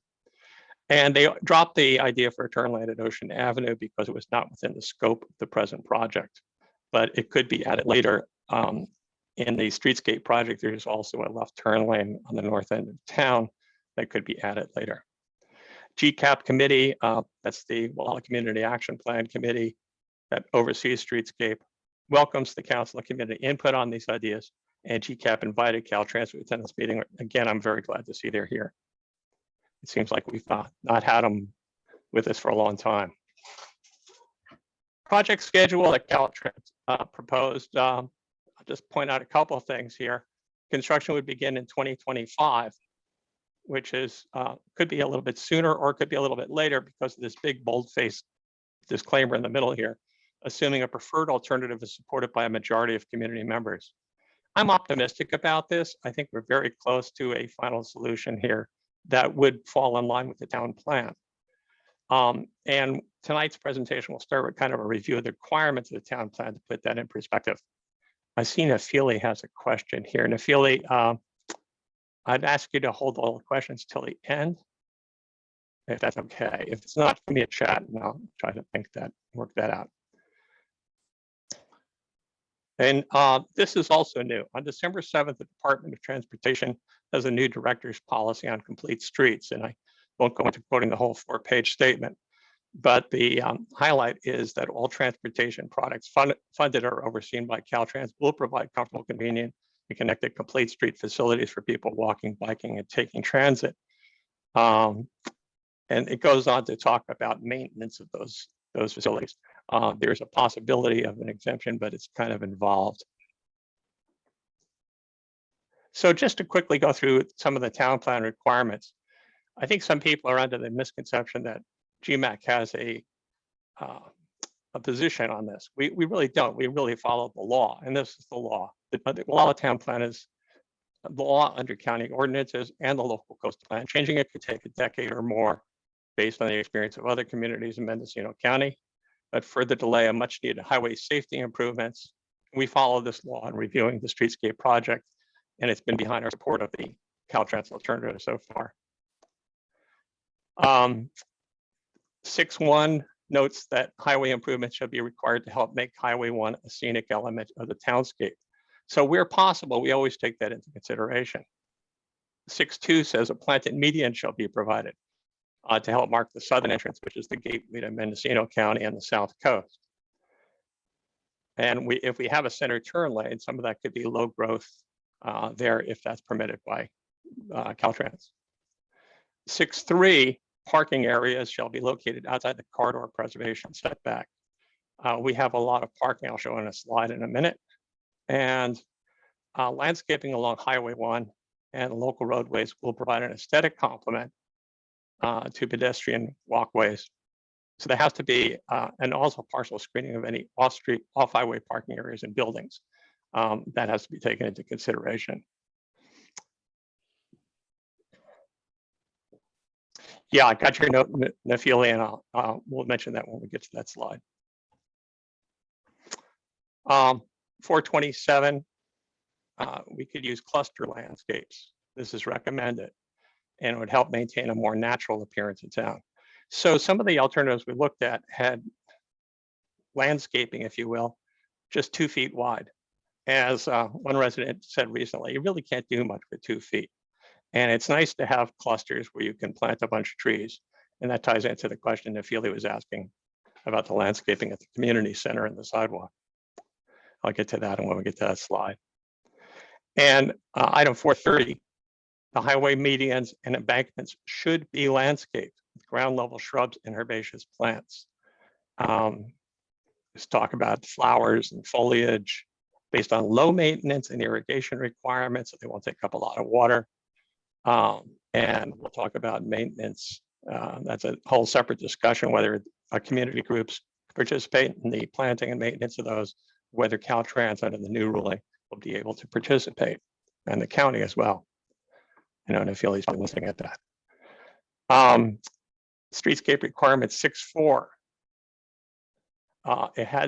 This is a very confusing requirement. And I think there's been a lot of confusion over this in the discussions over the years.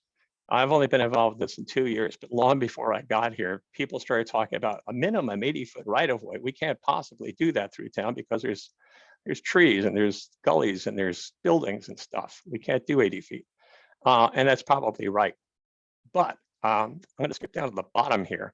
Exceptions to the strict application of these standards may be granted by the county with prior approval of the Caltrans district director, where existing development site topography or physical constraints mandate a greater or lesser right-of-way width.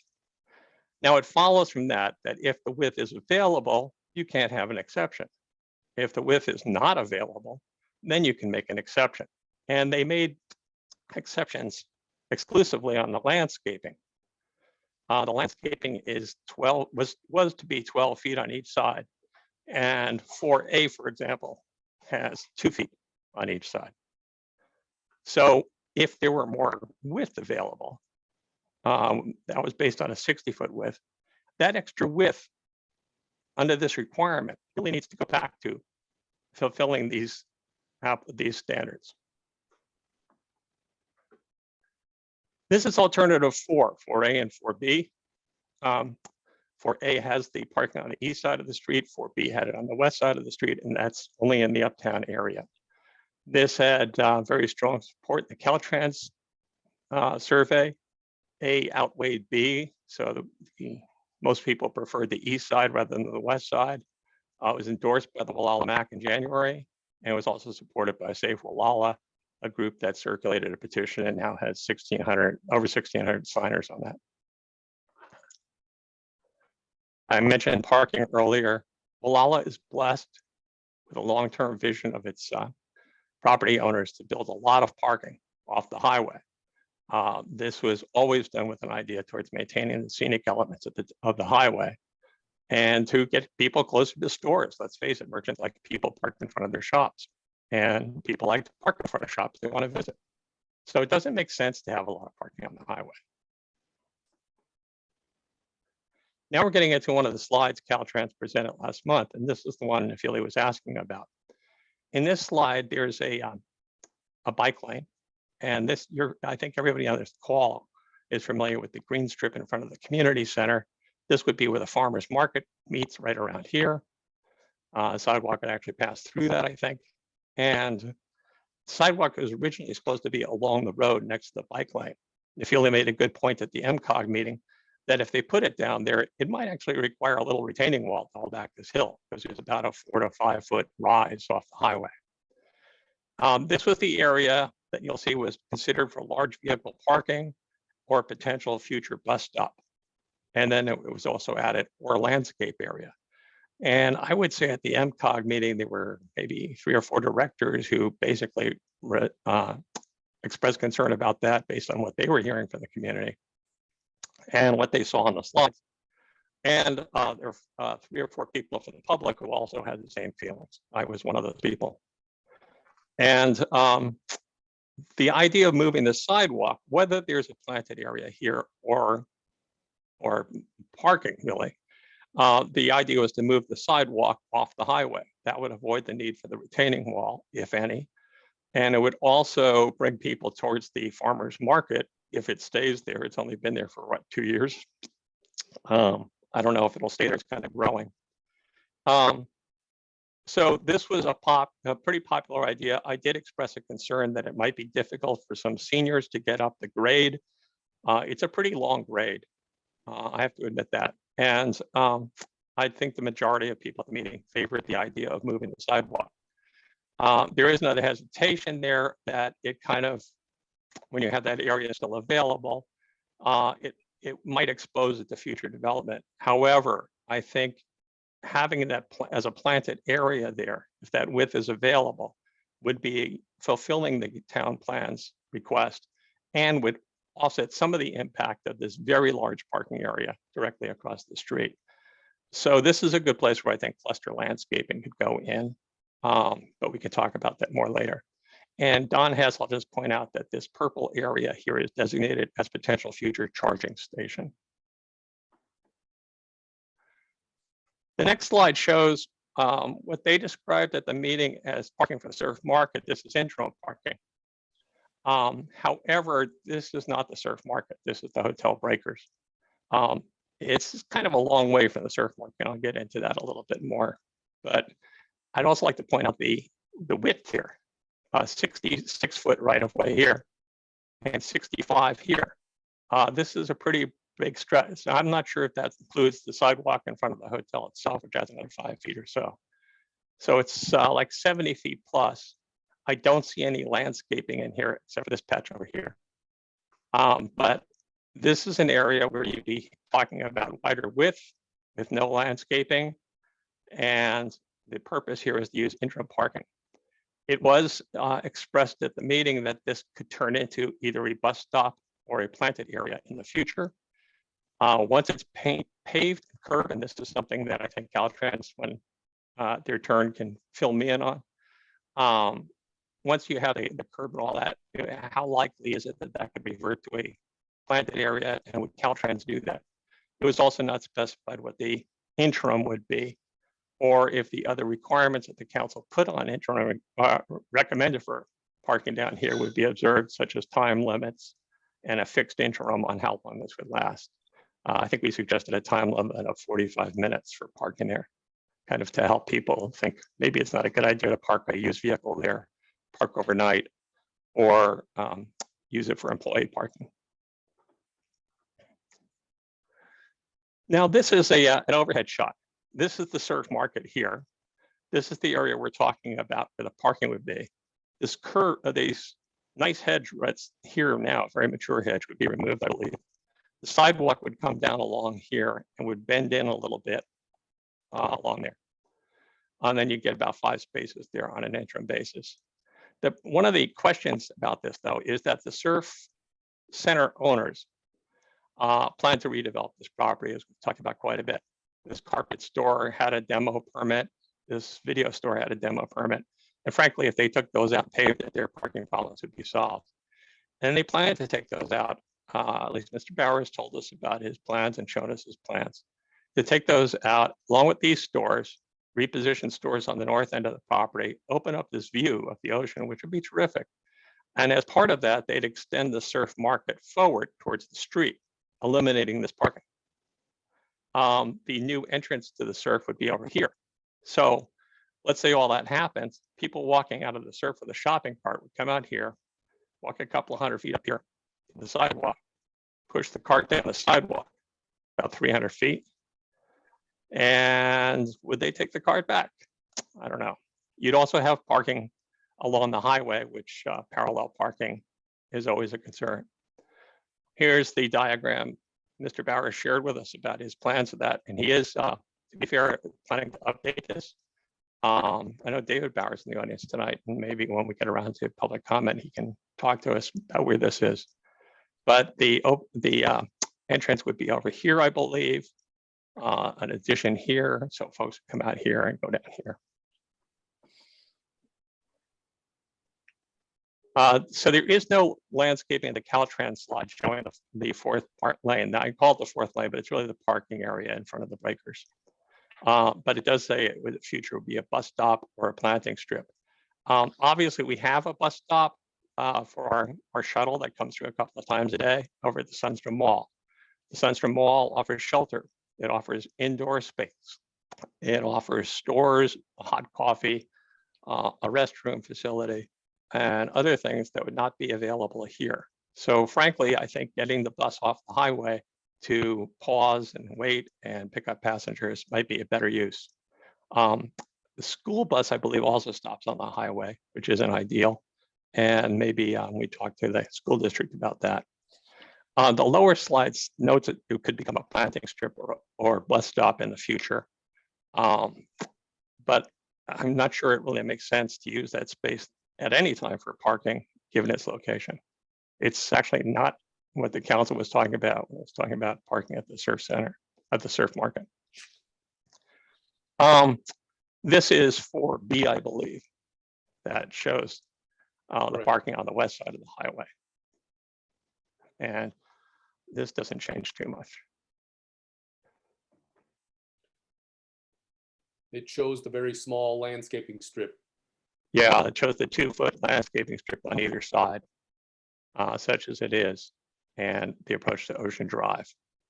Keeps it fairly narrow here, which I think everybody appreciates, and offers crosswalks here and up to Cypress Village, but not so much to the restaurant across the street, which is currently closed. So for questions and comments, please notify Caltrans at Gualala Downtown at dot.ca.gov and the Streetscape Committee at gmac95445@gmail.com. That'll come to me. I'll share it with Robert as the other committee member, and we'll put those together and make sure we have keep abreast of what Caltrans is hearing from the community. We also have a YouTube channel where I plan to put this presentation. So that really ends my presentation.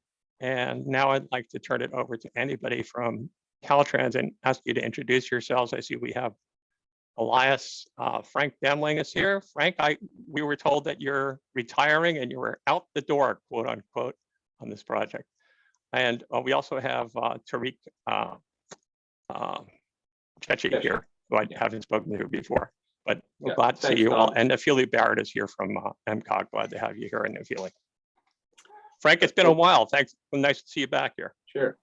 Yes, wanted to first introduce Tariq Chechi as the new project manager for this project. Jeff Pimentel has a pretty heavy workload, and as does Tariq, but Tariq will be taking over the Gualala Downtown Streetscape project. Elias will remain as the design senior.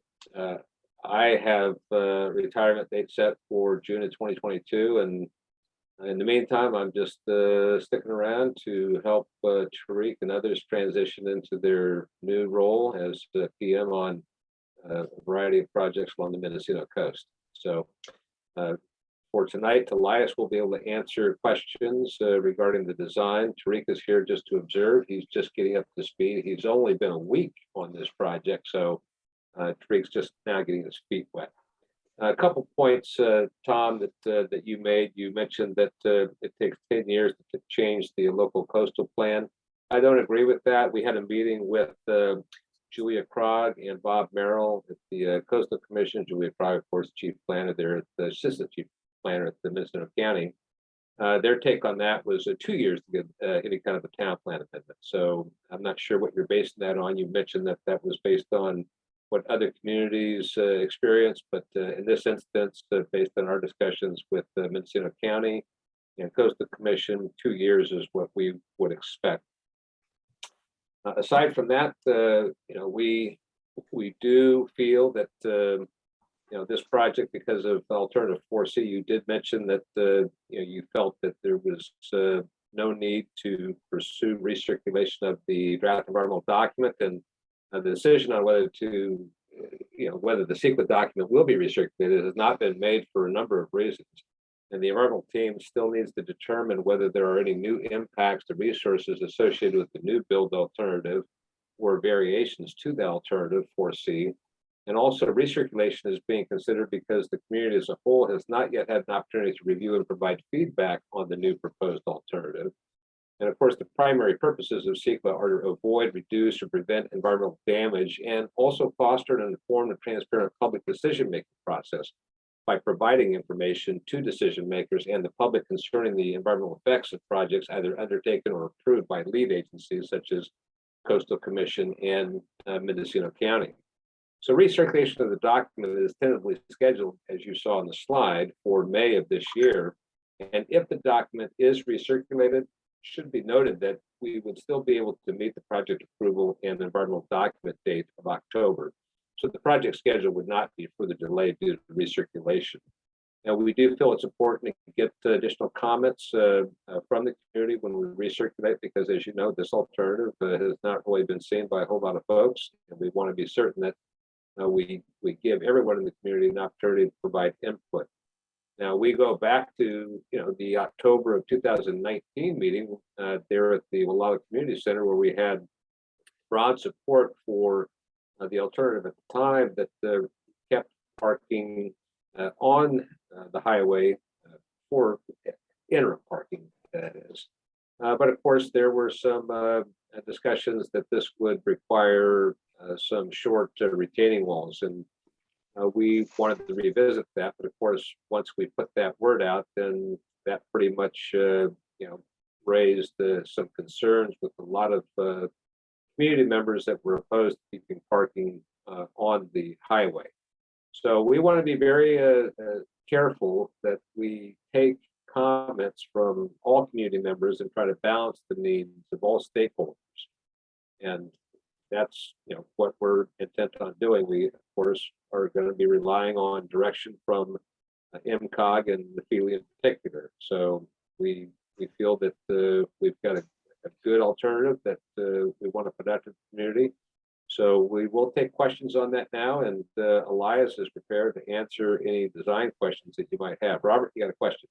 Yeah, one of my biggest questions was why is there a shift of the interim parking from the surf market down to the hotel breakers? I was wondering about that. I'll let Elias respond to that. Okay. So in front of the hotel there's 66 foot of right of way, and that's really the only spot that could accommodate the interim parking and the turn lane. And so if we shifted it more north, we would have an issue where it would eat into the turn lane that's north, and kind of reduce the interim parking spots down there and change the geometrics. So so to have that continuous stretch of the 5 parking in that widest right of way that we have in the project, that's the best spot to put it. And it's an interim condition. There was a question about the whether or not that could be landscaped. Once you build that sidewalk in the back there, that's never going to move. If you want to build landscaping in that 9 foot width there, it's very simple to build the curb out to where the bike lane is, where the shoulder is, and then landscape that middle part with minor construction. There'd be no lane configuration changes, and the sidewalk again would not move. The driveways would not be modified. So it's really a good spot to put those 5 spots. It is touching the corner of the parcel line of the surf market. It's not directly in front of it. But that a parking spot is 20 foot in length, and there's 5 spots there. That total length is 100 foot. You can see if you shifted that 100 foot over, it'd be directly in front. So the max you'd have to walk is maybe 40 foot from the door of the surf market to the first parking spot. So it's not that far. So that would be in the current configuration of the market, but the market's not planning to stay that way. So you have to add another probably 150 feet. Yeah, and as soon as the market changes and that's reconfigured, that could be removed and the landscaping could be placed in, because those spots would no longer be needed, right? It makes sense, Elias, in that it is a very unsafe area there in front of the surf to park, and moving the parking spaces a little south allows that center left turn lane that we so need right there in that part of town. It gives you more room. So I see that. Yeah. Okay. I have a question. We didn't really even notice that during the MCOG meeting, but it came up afterwards. We were looking at that. Having parallel parking on the highway tends to add to congestion, which is why the town planners long ago thought, let's do away with that. And part of the town plan requirements that I didn't read is talking about reducing congestion. I believe Caltrans even mentioned that during their presentation. So this is a way of hanging on to some congestion in downtown, and we'll have people pulling in and out. And it also think back to 2019 when Frank was having community meetings, there was strong opposition from the hotel breakers to having parking out on the highway there. They're dependent on high curb interest. I tried to contact the owner of that hotel, and unfortunately he's out of town till the middle of the month. But I did have another resident say that they thought it was unfair to the hotel to shift that parking down there. And the town plan, as it is now, requires that if the width is available, to have landscaping there. The width should be used for landscaping first. There's no provision for interim parking at all on the town plan. If there is use of interim parking, it should be, I believe it should be a fixed interim. How long is the interim going to last? And not open-ended as to, well, let's see how long it takes the Surf Center to remodel this, because they've been working on that plan for 12 years and don't seem to be very, haven't moved forward on it. Let's just put it that way. I'd like to see a time limit on that interim of 4 or 5 years. That's what the council has recommended previously, along with a time limit on the spaces so that people would not abuse the right of parking in those spaces. And a plan, make it part of the plan to turn that into a planted area at the end of that interim. Is that something that could be worked into this proposal? Well, let me speak to that first, Elias. First off, Sure, go ahead. we do recognize that there will be quite a bit of community input, and that's why we are really looking at having another public meeting after we put the draft environmental document in circulation, if we do. And my guess is that we will. So depending on the types of comments that we get from community members, if the community is split on keeping the parking or not keeping the parking, then we'll have to go back to MCOG and get their input on where we go from there. As far as time limits on the parking, how are you going to enforce that? As far as how long that parking stays in place, we're not going to commit to that either. So I understand your concerns, Tom, but we have no way to enforce how long someone's going to stay parked at a location. We could certainly recommend putting in some signage, but obviously enforcement is not something that Caltrans is going to be looking to do. As far as how long that is in place, well, as far as I'm concerned, sooner John Bauer gets his properties in place, that may even become a non-issue. That may be solely landscaping because of how far out the construction is. So there's a lot of unknowns here, but we're not going to be putting in any kind of limit on parking aside from possibly installing some signage that actually prescribes a certain limit. But how are you going to enforce that as far as putting some time frame on how long that parking stays in?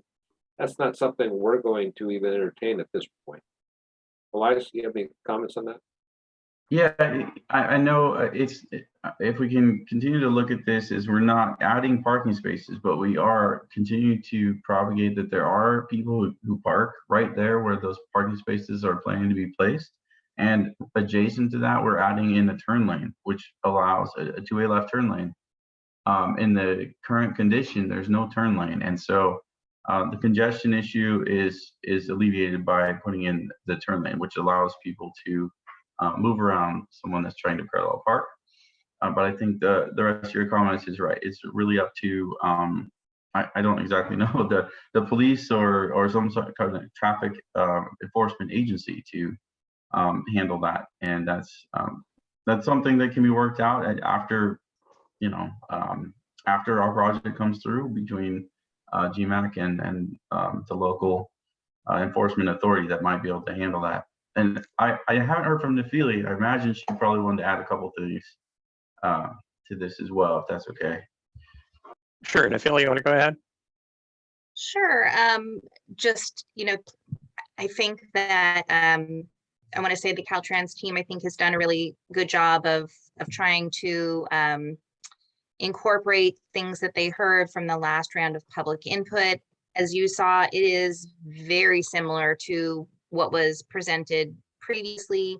It sounds like there's a lot of support. People like the idea of realigning that sidewalk in front of the community center. And I agree with, everything that was said about providing them sort of a nice entrance to the opportunity to provide the entrance to Gualala with that area.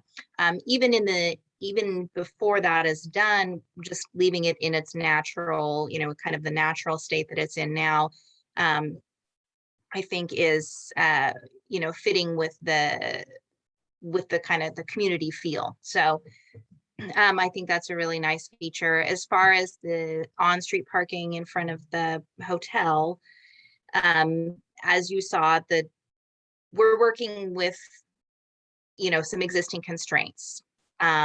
There's not room in front of the surf market directly to do everything that's needed to be done there. Like Robert said, that turn lane is very important there.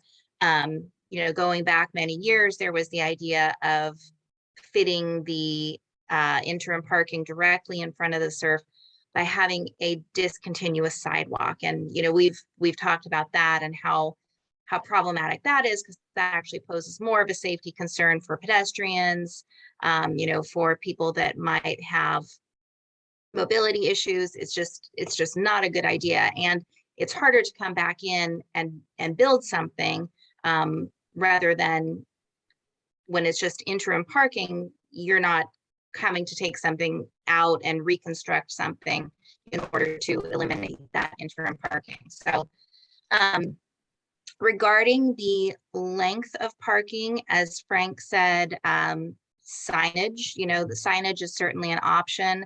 I don't know enough about parking enforcement to say how that would work out. I assume because it's a state highway, it would be up to CHP to do parking enforcement, but it also might be worth considering. I know it's been suggested in the past that the Gualala community could consider some sort of a parking, like a downtown parking association to work on some of those things. And so that might be something to consider to work on those details. I don't know if a parking association would be able to enforce parking duration, but it certainly is something that the community may want to consider. And as far as the length of time that those interim spaces would be there, I think that, even though there's not going to be a built-in set end date to those, as soon as, if a GMAC says, all right, it's, that things are ready and GMAC can come put in a request to Caltrans, that's what would trigger that change. So I think that even without a set date, it's something that the community will ultimately have control over. Well, let me I'd just, like to add a couple- thank you. I have a question. Hang on, Robert, just a moment. I just, before we get too far, I want to thank Nephili for those thoughts and Elias and Frank. Definitely. As far as changing the town plan, Frank, I'll go back to that. 10 years has been what it took Mendocino, I know. I've been warned by the planning department that they're not really anxious to do a town plan amendment. I've been told that the average length of a town plan amendment would be at least 4 to 6 years, not 2. I don't think 2 would be a good estimate for this. I don't know. I haven't talked to Julia in quite a while about what the planning department feels about this. I don't know if they've seen this proposal or would be okay with these exceptions to the town plan. I do think taking this to the coastal commission at this point would be chancy. Interim parking is not part of the current local coastal plan. It's something that would trigger probably an amendment process. That amendment process, the scope of that could be spreading, which would not be a positive development. As far as the recirculation goes, the CEQA code allows for minor adjustments. This is a minor adjustment to the earlier plan. We haven't talked about the uptown parking yet, which is also interim parking and was added as a consolation when Caltrans said last year that they needed to put the 2-way left turn lane downtown because of the congestion. And so they took out the interim parking at the surf, which for the reasons Nephili noted would have been delayed the center lane. GMAC said, well, look, if you need to delay the center lane for interim parking, you can do that for a while. And yeah, as long as there's a fixed interim on this to kind of promote the idea that we get the redevelopment project as a surf center going along. And but that was rejected, and we came up with this idea for using extra space for parking. I don't think the Coastal Commission is going to go for that. I'm not sure this council would support that. I'm not sure the community would support that. I know that there are people in town who will push for another petition to stop that and that kind of thing. So, you know, I'd rather avoid that kind of conflict again, Frank. We've both been through this a couple of times. And those are it's all been good reasons 27. for, right, those been are all 20 good reasons for recirculating and having another public meeting to make sure we get the input needed. It's been 27 years, Frank, and these requirements have been supported by many town meetings. That one town meeting you cited was the exception. And you know that we took exception to that meeting. There's, you know, a clear track record here of what people want, a clear town plan that's been there pending for a long time. A lot of petition, 1,665 signatures on a petition saying 3 lanes, no parking, or only with interim parking at the surf. If we could accomplish the interim parking at the surf somehow, it should be a trade-off for the uptown parking, which really isn't needed. Nobody parks there anyway. And that would allow you to go ahead and put the 2-way left turn lane in up there per town plan. So that's what I'm getting at. Robert had his hand up first. I'm going to go to him and then we'll go to Don. We've been talking about the term interim for some time now, for many years. This goes way back to 2012. Interim constrained is what we called it at that time. Back in the days where Nafili's predecessor was still with us, Phil Dow, and we were working through this. We talked about interim constraints. So at that time, we must have had some idea already whether or not this would meet the approval of the Coastal Commission. I think interim, if we keep on calling it interim, whether it's the parking is in front of the surf or the hotel breakers, is kind of immaterial. But we'd like to know, will we face an obstacle by calling this interim when we go to the Coastal Commission? My other comments on the one drawing on the one slide right in front of the Gualala Hotel were that the historic parking spaces that were always in front of the hotel, the diagonal ones, they are not there anymore in this drawing, and that's fine. All Gualala hotel owners, past and present, know that, or should know that, the Caltrans easement goes right to the existing curb of the sidewalk that's there right now, which leads me to the next question. It shows the property line on that one slide, the orange property line. East of that property line, the orange line, is the sidewalk in front of the Gualala Hotel. I think what's great about this Alt-C is it makes that sidewalk wider in front of the Gualala Hotel, it appears. It not only incorporates the existing sidewalk, but adds 5 more feet of sidewalk in our central, most historic, nicest part of town, in my opinion. It's like the north side of the Gualala Hotel. The sidewalk is rather broad there, a little bit wider. Yeah, thank you, Tom. So when I think about the historic parking places that are gone, they have in essence been moved over to the west side on an interim basis, those 5 spots, which also benefits the surf market, as Nafili was alluding to, or whoever, in their redevelopment process. It helps the Uncle Crust Pizzeria for the interim. And I was wondering if at some point then, when it's no longer interim, if that area could revert to a landscaping strip, or a combination of a landscaping strip and a wider sidewalk on that side, because it's so much the central part of town. And that's a question for Elias and Frank. And I would add to that, we had a suggestion of splitting the landscaping between the 2 sides of the street. Right. But maybe 4 feet here and 4 feet here, since, you know, this is the most historic part of town. This is a hotel that's very concerned about curb appeal and has opposed parking here in the past. Yeah. I hate This to see is, that this landscape. this would be hedge nothing, this would Yeah. be nothing but 65 feet of nothing but concrete and pavement from curb to curb, and then you have the hotel sidewalk on top of that. So in a town plan that requests that Caltrans build something that complements the natural surroundings, this would appear to be out of whack with that vision. Nephili has a question. Oh, I just had a clarifying question for you, Tom. So I know that you've said a few times in the past that you didn't think that just allowing interim parking to remain in certain areas would require a town plan amendment, but it sounds like you've changed your mind. No, I think I'm trying to play nice on the interim facility, and I don't know what the coastal plan will say, or the coastal commission will say. But my feeling is that whatever plan we adopt has to show progress towards fulfilling the vision of the town plan. That's why a fixed interim is important. I think when you get to the coastal commission, they're going to say, well, how long is this interim? You've been, this project at the surf that's been pending. Mr. Bauer said he started thinking about that in 2002 when the town plan was passed. His first plans for this were in 2008, 2009. When I showed, I think it's from 2009.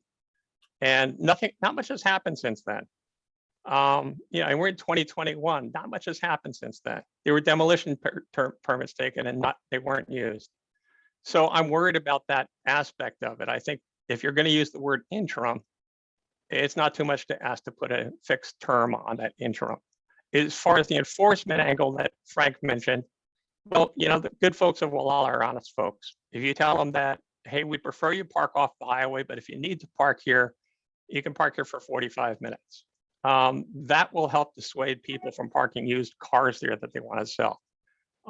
It'll help, like there's a wood selling truck, a wood vendor who's had his truck parked in the Caltrans parking lot south of town for I don't know how long. People take opportunities like that and exploit them for commercial purposes or for personal reasons. It's not a good idea. If we want to encourage people to park off the highway, we should be encouraging them to do that. As far as enforcement goes, I'm sorry, the sheriff had to leave. He was leaving losing his connection before. But I know that parallel parking is not real popular with the law enforcement community on a highway because it's just raises the potential for an accident. As far as enforcing that, I suppose if there got to be a problem, we could call on them to ask them to write a few tickets. We wouldn't like to do that. And frankly, I think people would just respect the sign and say, oh, well, I guess, they're kind of discouraging parking here. So let's go park off the highway. We're not putting a parking meter here. So I think that would be a problem itself. And if this proposal goes forward, I'd at least like to see a definite plan by Caltrans to convert that to a planting strip, because having that much land. Another thing I noticed on this is the highway seems to jog out to the east to accommodate that parking, which doesn't seem like a great idea. And I wonder if Frank or Elias want to comment on that. Can we go back to Don? Don wanted to chime in a little bit, and maybe we could go back to Frank and Elias after that to give some input on our questions, Tom. Sure. Go ahead, Don. Yeah, okay, thanks, Robert. Yeah, I just have a quick question. I'd like some assurance from the Caltrans people, Frank and Elias, that any proposed interim parking would not interfere with the use and functionality of the proposed or planned for sidewalk and bicycle lane. Elias? Yeah, that's true. There would be no changes to the configuration of the bike lane or sidewalk in order to convert the parking to a landscape strip. So that's why, I mean, this design is the most sustainable design that requires the least reconstruction to convert to as close to the highway or to the Gualala town plan as possible. Is simply restriping of the north end of the town and would be minor construction of the landscape strip area at this in front of the hotel breakers and near the surf market. Okay, so basically, whether this area is interim parking or not, the bicycle lane and the sidewalk will be fully functional. Yes. Right, and they will not move. That's the permanent location. Okay. Thank you. So that helps me with my question, which was, can the sidewalk become a little wider in front of the hotel breakers when it reverts to possibly a portion of that 9-foot parking area there, interim parking area? Can it be partially landscaping and partially a wider sidewalk? The landscaping would help tie in with that little 2-foot strip at the south end of the hotel breakers entrance, and with that wider landscaping island there by the surf. Yes, that's an option. You could do instead of a 5-foot sidewalk, you could do a 7-foot sidewalk and 7-foot planting strip. That's a viable encouraging. option. Okay. Thanks, Elias. We have a few members of the public here too. I want to bring them into the conversation if we could.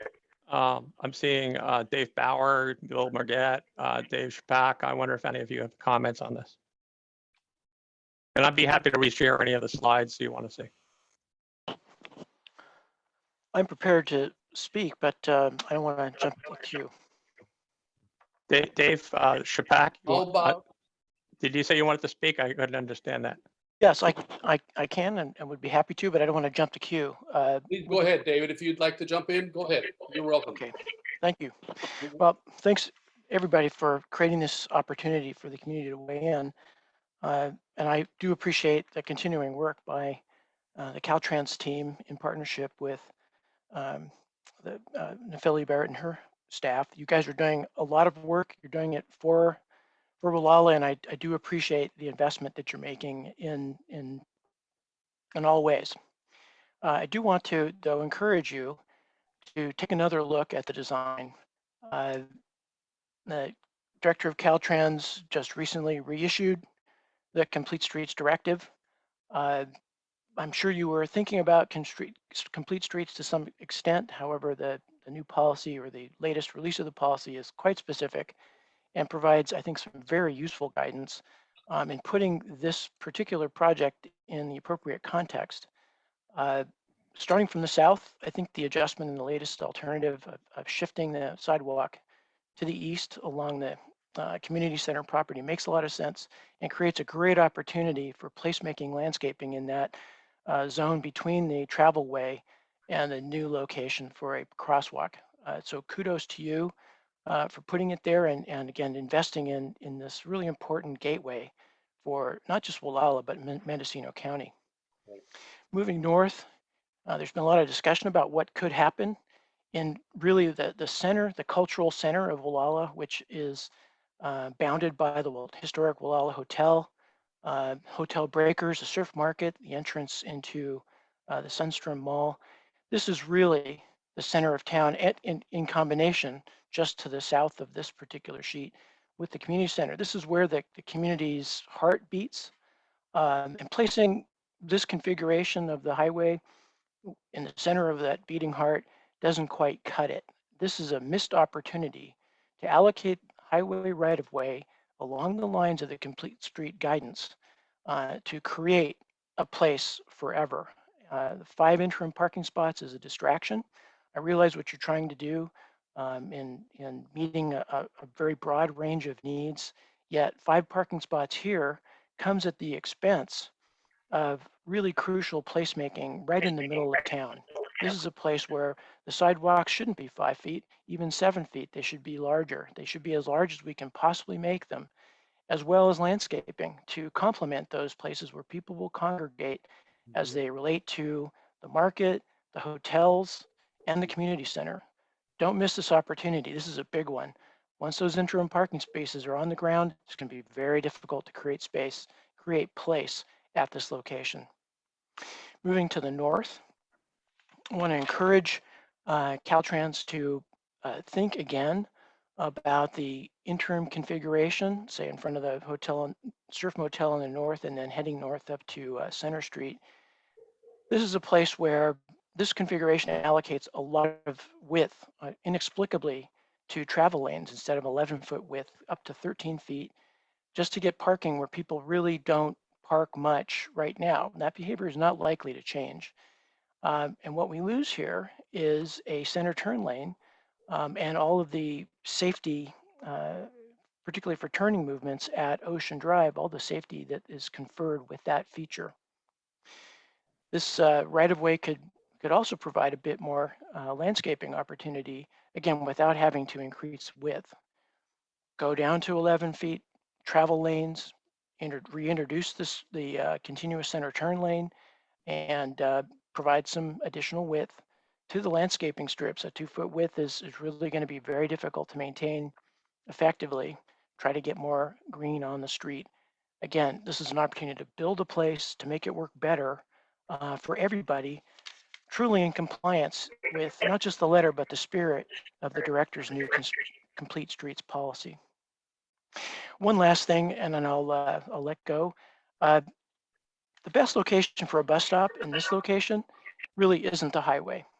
Placing a bus stop at this busy center of town where there's a broad range of through and turning vehicle movements really encourages people to cut the street. Maybe they'll take the crosswalk, but maybe they won't.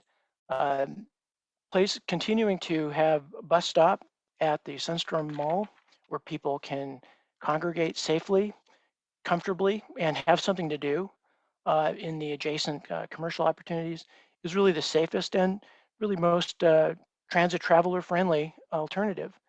And so rather than toy with the notion of on-highway bus stops, either for adults or children, let that use go off the highway and just keep it where people will be the most safe and frankly where operations will be least complicated by those either the large transit vehicle movements or people getting themselves across the street and possibly in hazard's way. Thanks again for taking my comments. Again, compliments to you guys for all the effort, and I appreciate it. Thanks, Dave. Dave Bauer, or do you have a comment? Dave, are you with us?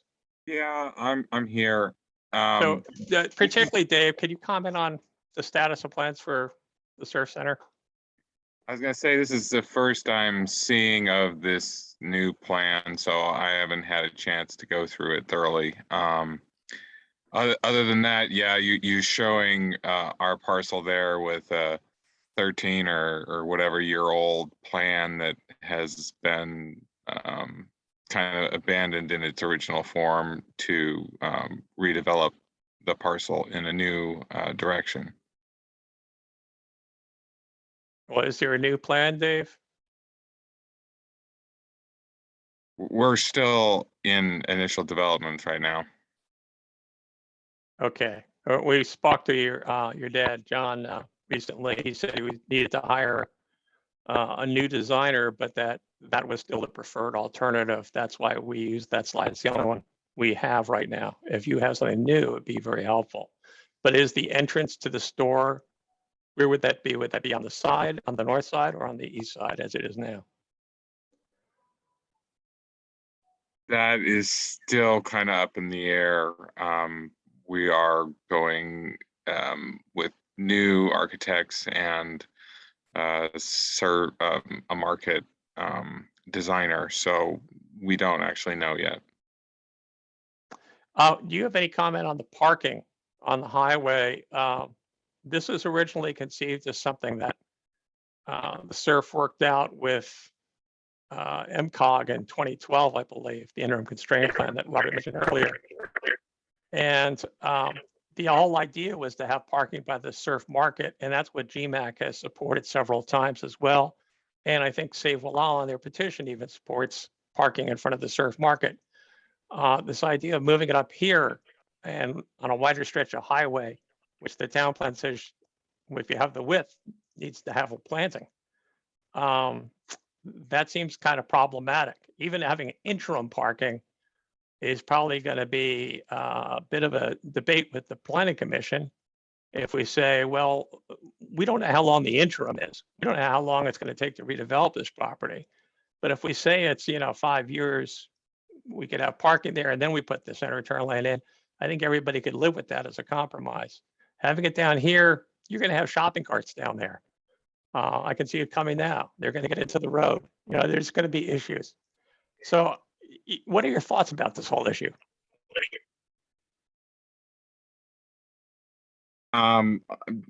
Past experience has dictated that giving a time frame would be erroneous on my part, just because there are too many factors involved that are beyond our control. Steve will probably contend, but you'd have to again talk to Steve about it. All the parking that he can get is what he needs. It's one of those situations, the more the merrier, but again, you'd have to ask Steve on that because it sounds like that's who's spearheaded it. Yeah, I believe Steve did work out the interim constraint plan with MCOG back in 2012. And I don't know if your family was involved in that or not at all, but I had heard it was Steve that sat down with Phil Dow and worked that out. I'm sure my father was involved in assisting with that because obviously he has a vested interest, but not me personally, no. The other thing I wanted to show on this slide is when we talk about the bus stop being here, the bus stop right now is right here. So it's still an easy walk to the highway, but there's parking for people who are taking the bus, who are dropping somebody off or picking somebody up. The stores are right here. The bus stop is right here. The bus stops right there. It's nice and safe. It's convenient for everybody. We're used to it. So I just wanted to make that point about the bus stops. I know the state likes to have bus stops near highways. This isn't real near the highway, so that works. Yeah, you're talking about the MTA bus stop, not about school bus stop, because the school bus stop stops on the highway. Which is not good. Maybe we could talk to the school about using the MTA bus stop. Seems like it'd be more convenient for everybody as well. It's in terms of their direct path of travel, they're on the most convenient path. They do sweep up and around Mary Star already. So having them go into that tight turning thing with a long school bus isn't really practical. They got their stop signs and they stop traffic wherever they go. So they just stop Highway 1 and then let kids go and then move on. Okay. Anything else you want to add at this point? We are, continuing working towards our redevelopment. It's just, like I said, timelines are hard to predict. Well, we'd like to hear from you anytime you have some news in that direction. It's been something that's been a stumbling block on this project many times. So any information would be very helpful. Is there anybody else who'd like to comment tonight? Bill Merget? I have a comment. Hang on, Melissa. Let's go to Bill Merget. Yeah, thank you, Tom. This is Bill Merget. I've talked to you all several times before during the various years of town planning, and I'm with the Gualala Cypress Village Homeowners Association, and there's about 12 of us homeowners up there, and I've been there for 20 years, and I've been following and attending meetings regarding this entire process, during that period of time. I want to just comment that, and I'm going to mimic, I won't even say what Dave Schapp had to say, because he was so eloquent in his appreciation for the efforts that everybody who's on this call here tonight, MCOG and GMAC and Caltrans, all of you have done exemplary work. I guess what I do want to express is some amount, and this is on behalf of all 12 members of our HOA, frustration that this process has taken so long, and it's been unfortunately so divisive for a period of time based upon a parking issue for a particular store. I was struck by a comment that Mr. Dimling made, that he said, "We are looking forward to another community meeting." I don't know who the "we" is, because I don't know anybody who's looking forward to another community meeting. the general consensus I have from talking to people is that we're down to the 5-yard line here.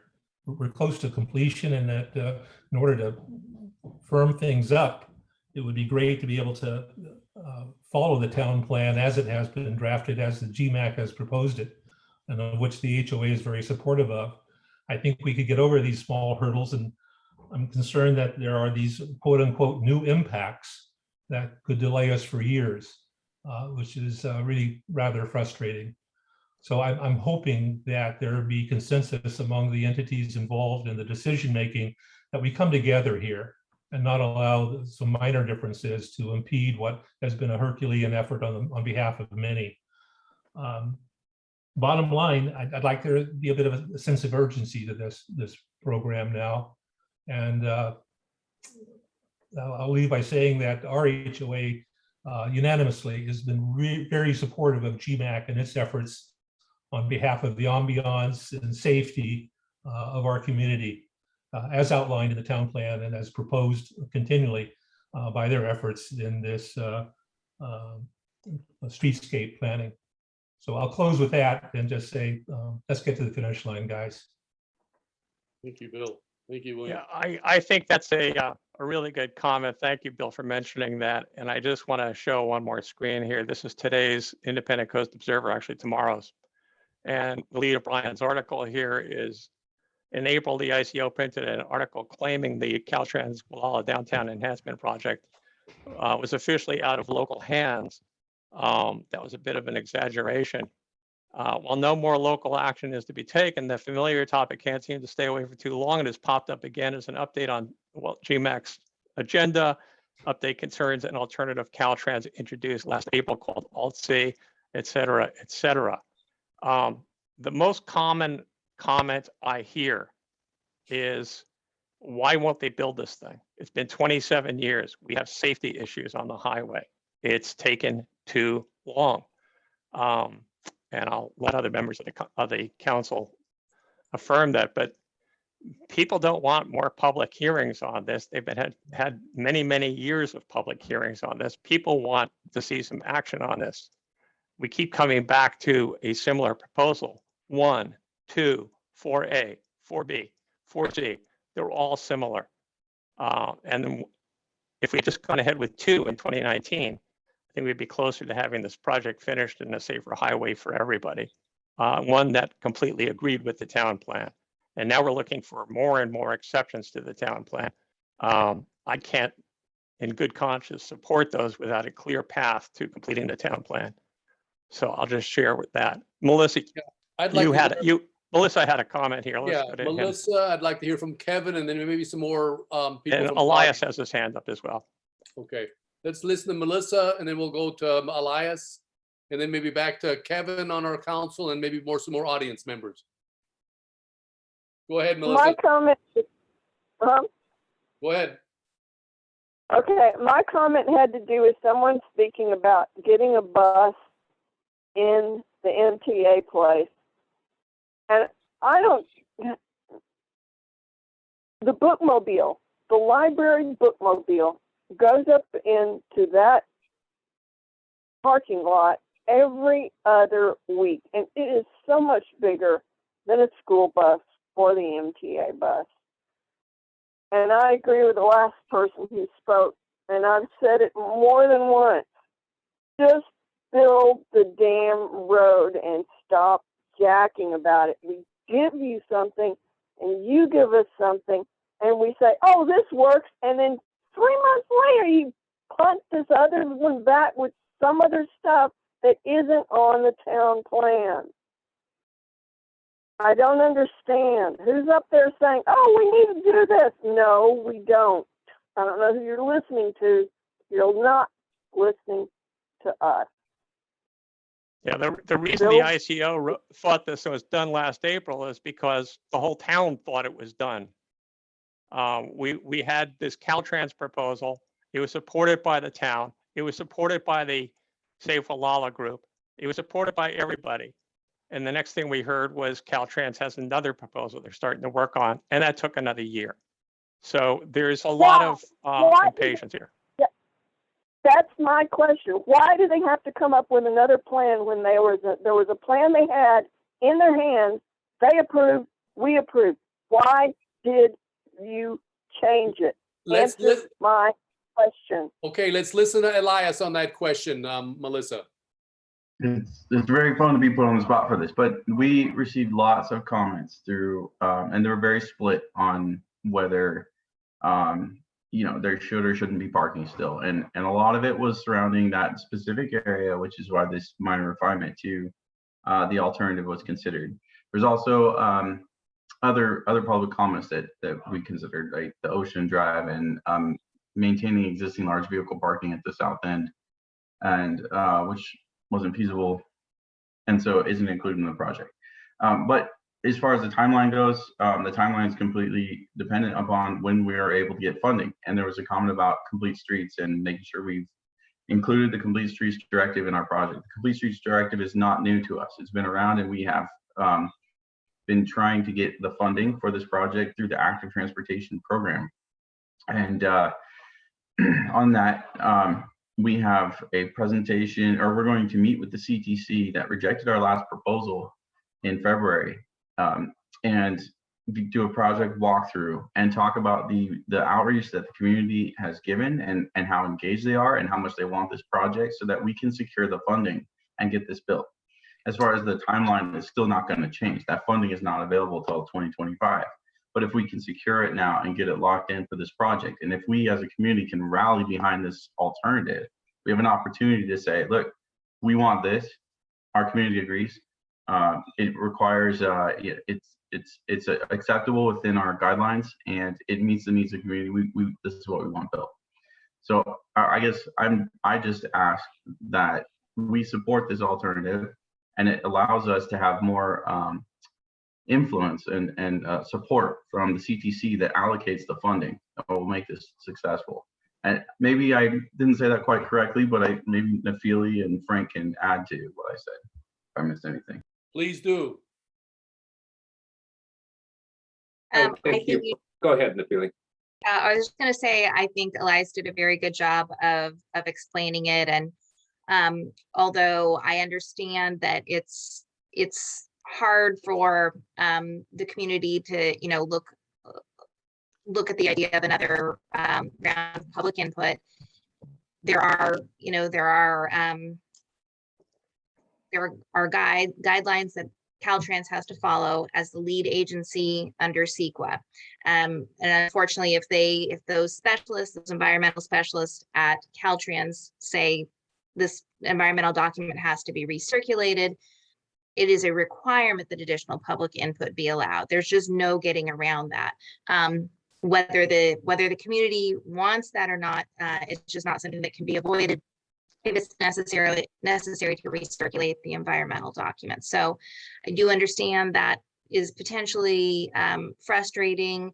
It doesn't necessarily add to the time, like Elias said, it doesn't add to the time when construction is going to happen, because that's already several years in the future. So we have a good chunk of time before we get to that point of construction to go through all those necessary steps.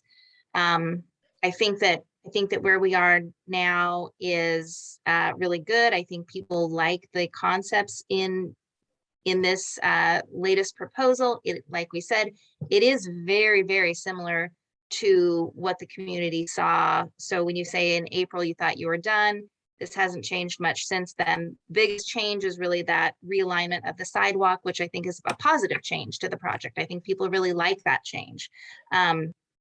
So I think that this is something that the community should be able to get behind. And when you put something out for circulation, it's likely that you will get some negative feedback no matter what, but hopefully it is enough positive feedback that we can just continue moving forward. That's, I think, what everybody wants. Elias or Frank, was it? Frank, do you have any input? Nothing more to add. I think Elias explained it very well, and we filled in the gaps there, so nothing more to add. Mary Mobert has her hand up. as a member of the public and as someone who goes downtown and shops, it is exceedingly difficult to pull out of a parking space in any of onto the street or onto the highway where there is parking, where there is on highway parking. You can't see a car coming from the direction where you are sitting. So if there's parking on the west, you're trying to pull out from the west, you have to pull almost halfway out into the lane in order to see that there's a car about to crash into your front end.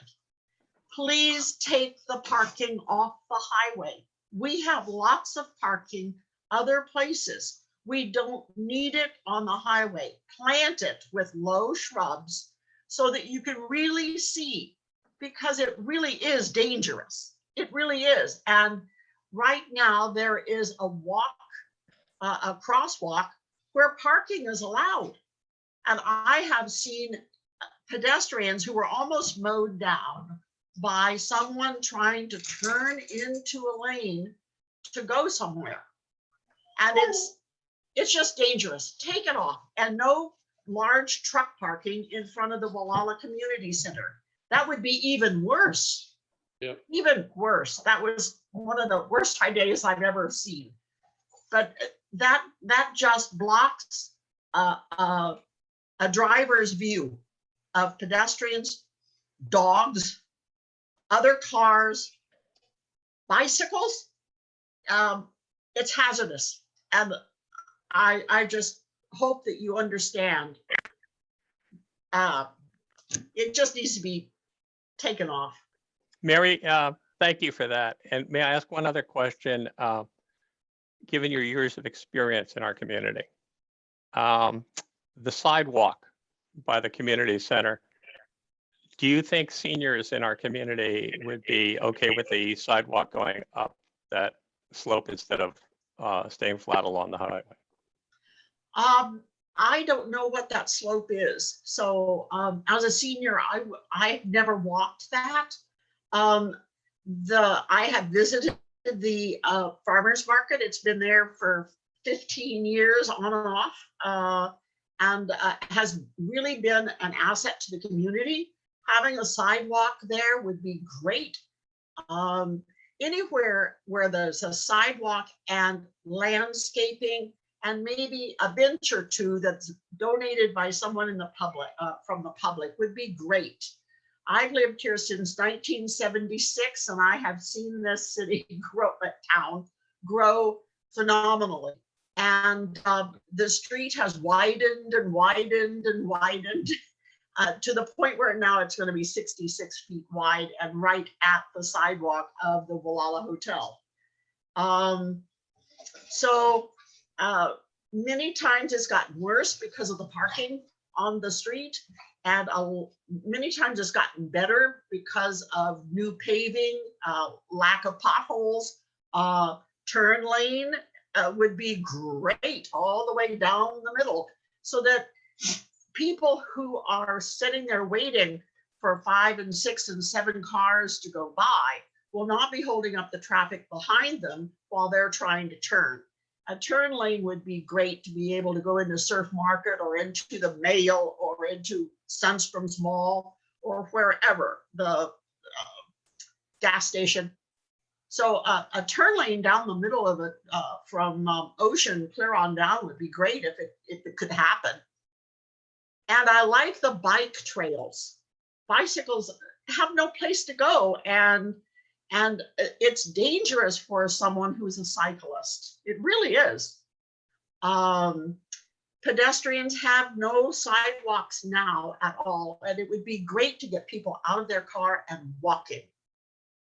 And I don't walk as much as I ought to, but I can't downtown because of a lot of no sidewalks and because of the way I'm just built right now with hip replacements and so on.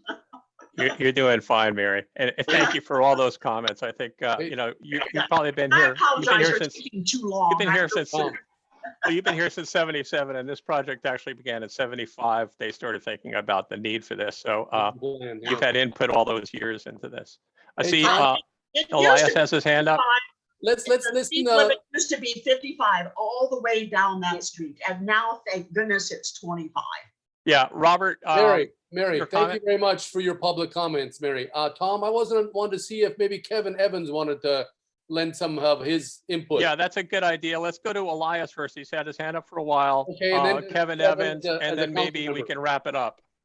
I'm sorry. So just real quick, if the sidewalk flares away from the road towards the community center, it will be built to full ADA standard. I know it might be complex to do that. It will be built to full ADA standard. So there shouldn't be any issues with wheelchairs or any people using that. So I just want to clarify that, and so I hope that helps alleviate some of the concerns. Thanks, Elias. I appreciate that. And I had assumed that was true anyway, but it's a pretty gradual slope. It goes up to about 4 feet, and you're talking about probably 150 feet rise. So there is one thing I wanted to clarify about the negative declaration process.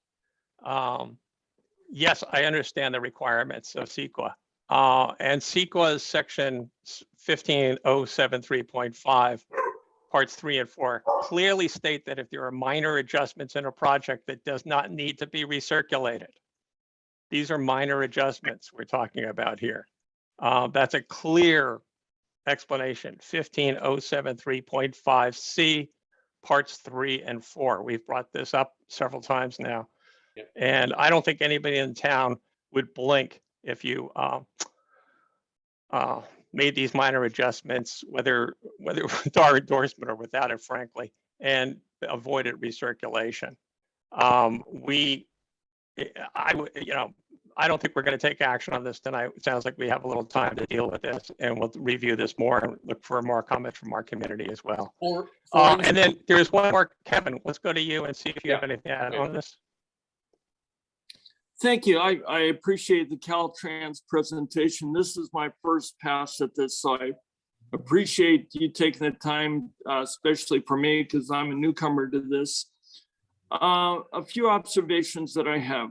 One, I agree with the 4C that we need to put in a sidewalk and definitely not have vehicle parking there, because that is the gateway to Gualala. And the first thing we don't want to give to people visiting our community is that it's a place for mobile motorhomes or big trucks to be parking there, because that's not the picture we want to portray to people coming to our town. The other thing is with large vehicles there, and this is kind of beating a dead horse, we do have the farmers market. We do have our nonprofit groups that advertise their events in that area.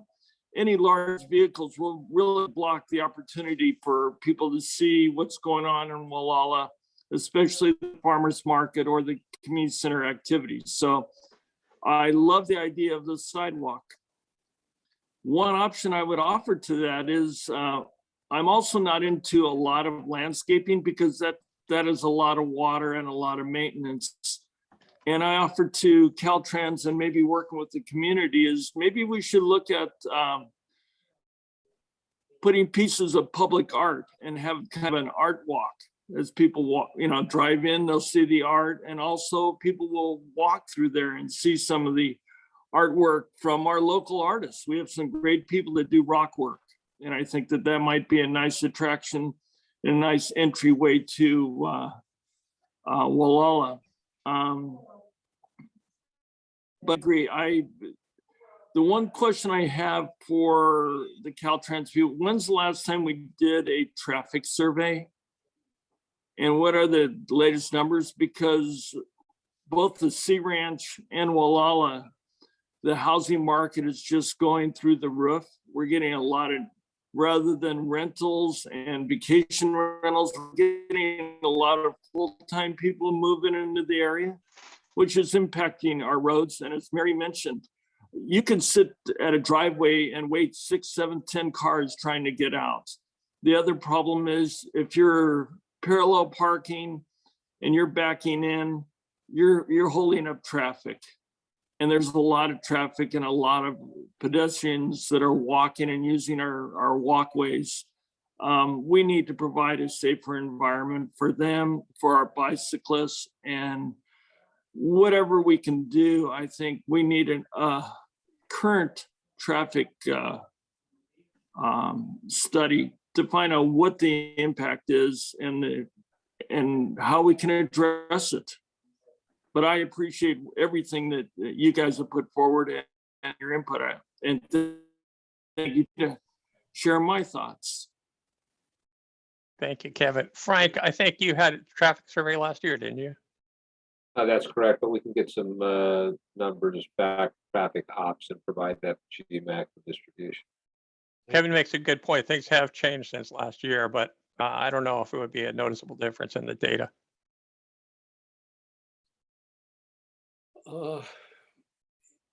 What else didn't we cover? One thing that struck me was the wonderful at the north end at Ocean Drive, when the sidewalk, what do they call those, aprons, in that one drawing, in that one slide you had, Tom? If that could not be incorporated at the south end of the community center, those two bulb outs or apron type features at the north and south end of the community center. Is that a possibility, Elias and Frank? Elias had to leave us to put his kids to bed. Good reason. I would too. Here's what he's talking about. Yeah, those two features. The gray area, Tom. Yeah, these are the handicap accessible crosswalk ramps. If we all seem to like the sidewalk being pushed further on the east end of at the community center on the east side there, can those features like you're showing here be incorporated down at the community center? Let me see if I can get to that slide. Down here. I think there would be, wouldn't there, Frank? Oh, yeah, that's, Okay. I don't think that would be any issue at all. Okay. I'll make a note and I'll discuss that with Elias. And on that slide, can we once and for all remove the large vehicle parking verbiage? Yes. Okay. And on this slide, let me just point out that this is a very busy driveway coming out of the View Restaurant, the Hotel Breakers. This is one of the few parking lots in town that is often near capacity. And there would be a lot of people, especially people from out of the area, coming out and turning onto the freeway right here. So if there ends up being some interim parking here, I would certainly want to see a red curb well back there to facilitate sight lines. Right. What traffic safety recommends is a minimum of 20 feet from any entrance to any driveway, parking area, etc. So any It'll parking be one would of be these set. 5 spaces. Well, depending on where that driveway entrance ends, there would be a minimum of 20 feet that would be needed. So I will discuss that with Elias. He did mention to me that he did include that as part of his design was 20 feet from the entrance, but I'll confirm that. Yeah, I think we mentioned this at MCOG, and I think he said then it could be looked at. Frank, while you're here, I know this isn't your project, but I love our local makers or artists who make handcrafted items, but they have completely taken over this parking lot on weekends. It creates huge congestion problems, and people park along the highway to use them. All the spaces in here are taken up by the vendors. And people park on the highway to go see the vendors. There's a lot of congestion and confusion going on down here.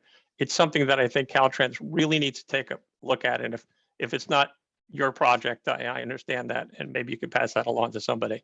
And then the other thing is, I've said it before, I'll say it again, some red curbs along here. You hear people complain about this all the time, coming out here and pacing. I have slides if you want to see them of how difficult it is to pull out onto the highway. But really, some red curbs here would really enhance safety right now, and we don't have to wait for a streetscape project to do that.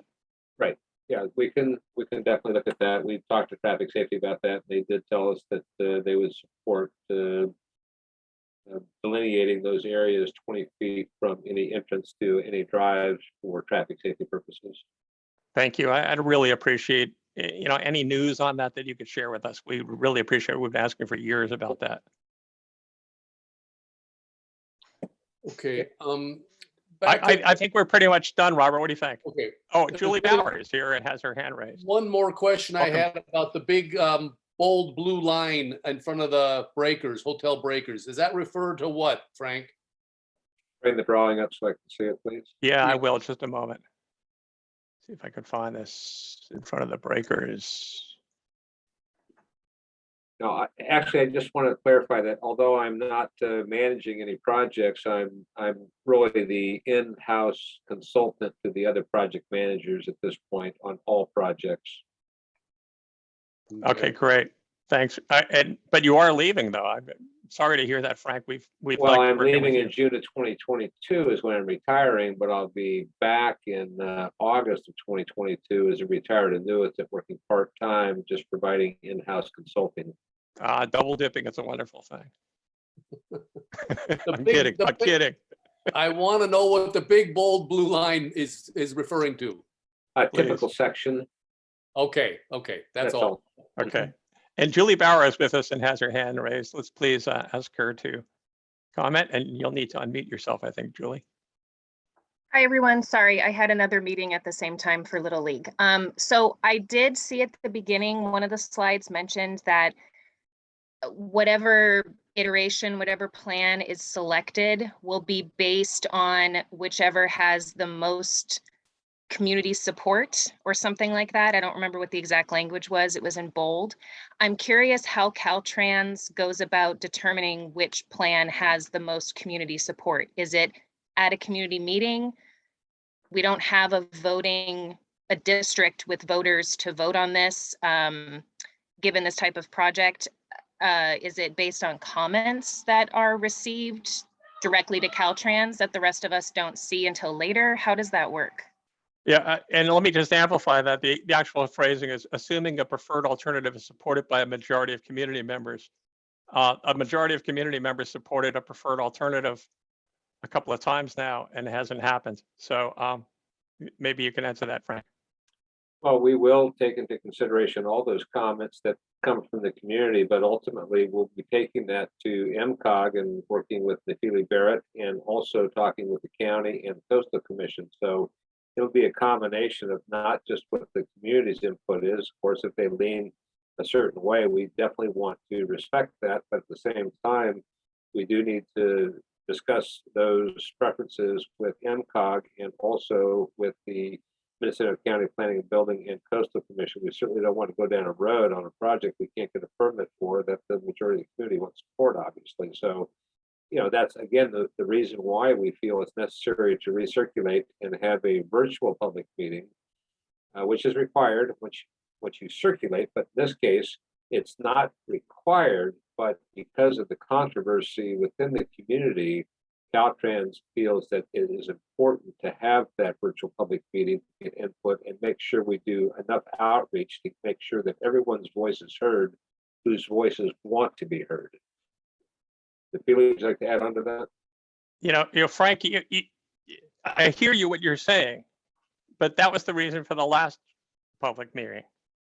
It was the reason for the one before that. It was the reason for that before that. In February 18, you led a public meeting where the preferences was for Well, no there's not parking on going the to highway. be, this will not delay the construction year. Okay, so we have time to do this. A lot of this is tied to funding that we're hoping to get to fill in the gap from the ATP grant. But we also know that, you know, with that funding out to 2025, we have time to go through the process and get comments from the community. We want to be respectful of those that haven't seen this new iteration, and this iteration is based on comments that were received from a number of community members. So we're trying to hone in on what we feel the community really wants, but we definitely recognize that it's going to be important to balance the needs of all stakeholders. And that's not going to be an easy feat with all of the controversy on the on-street parking and some of the other features that we are proposing. So again, we will take those comments. We will talk to MCOG. We will talk to Minnesota County Planning and Building and the Coastal Commission. And then we will come back and we will put recommendations in the final environmental document project report for the preferred alternative. at that point, I mean, it's going to really be up to MCOG what direction they want to go. So feel free to weigh in there. Sure.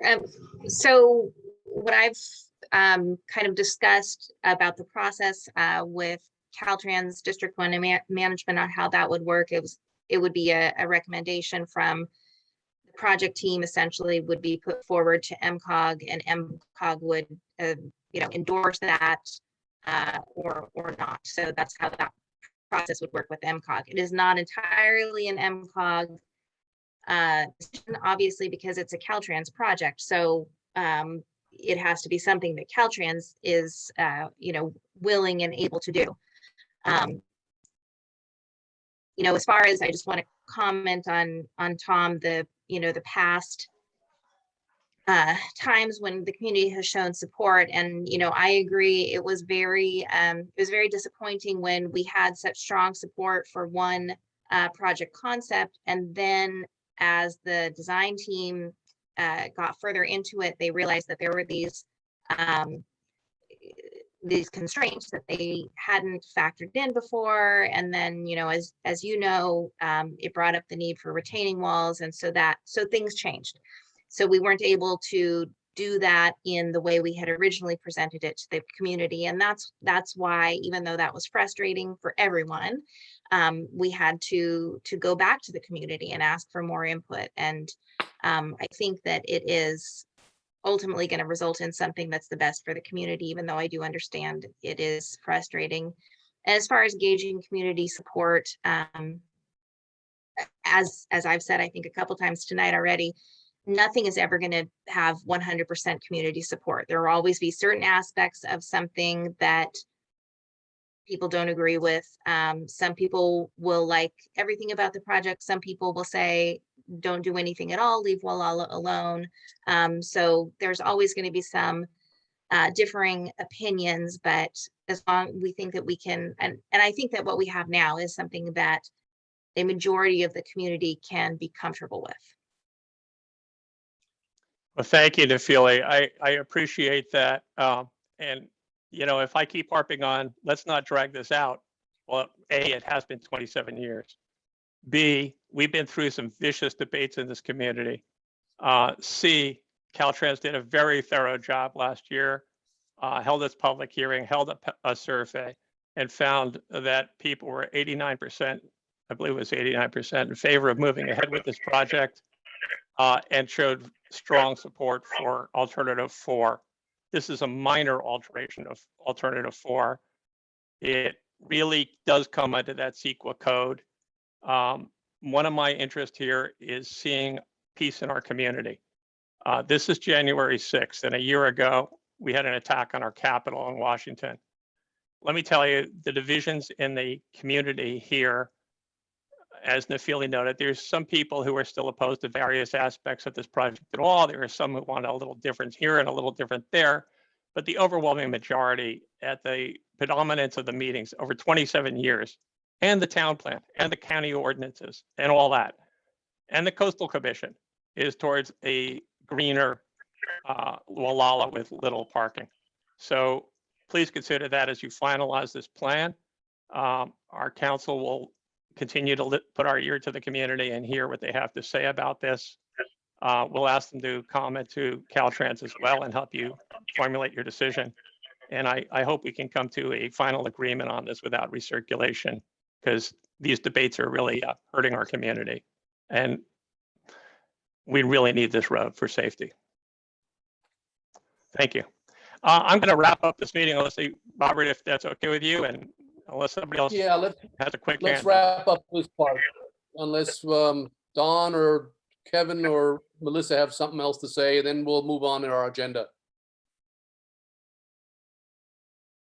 Hearing from none of the other council members, we've heard from the audience. Anybody else? Last call. I really want to take the opportunity to thank Frank, Nafili, Tariq, and Elias for coming tonight, as well as our, and Tariq says thank you all to you all. He's been listening as he's putting his tots to bed. Tariq, we'll look forward to working with you. And please, let's have a dialogue. I think Robert and I would very much like to speak with you in the next week or two and kind of follow up on this and see if we can iron out some last details here. Congratulations on the appointment to this. I think congratulations is the right word. You may regret it. I don't know, Frank, you can advise him on that. But it's a tough one, and it's everything to us here in Gualala. Our whole town depends on hospitality and welcoming visitors. The greenery is a real thing. Parking is not a real thing here. And people want to get this thing built and be safer. And we want to stop arguing with our neighbors about this because we respect everybody here and we want to hear their points of view, but enough is enough. Thank you again for this meeting. I'm sorry to the council that's taken this long, but yes, Robert, I think it's time to move on with the agenda. I agree.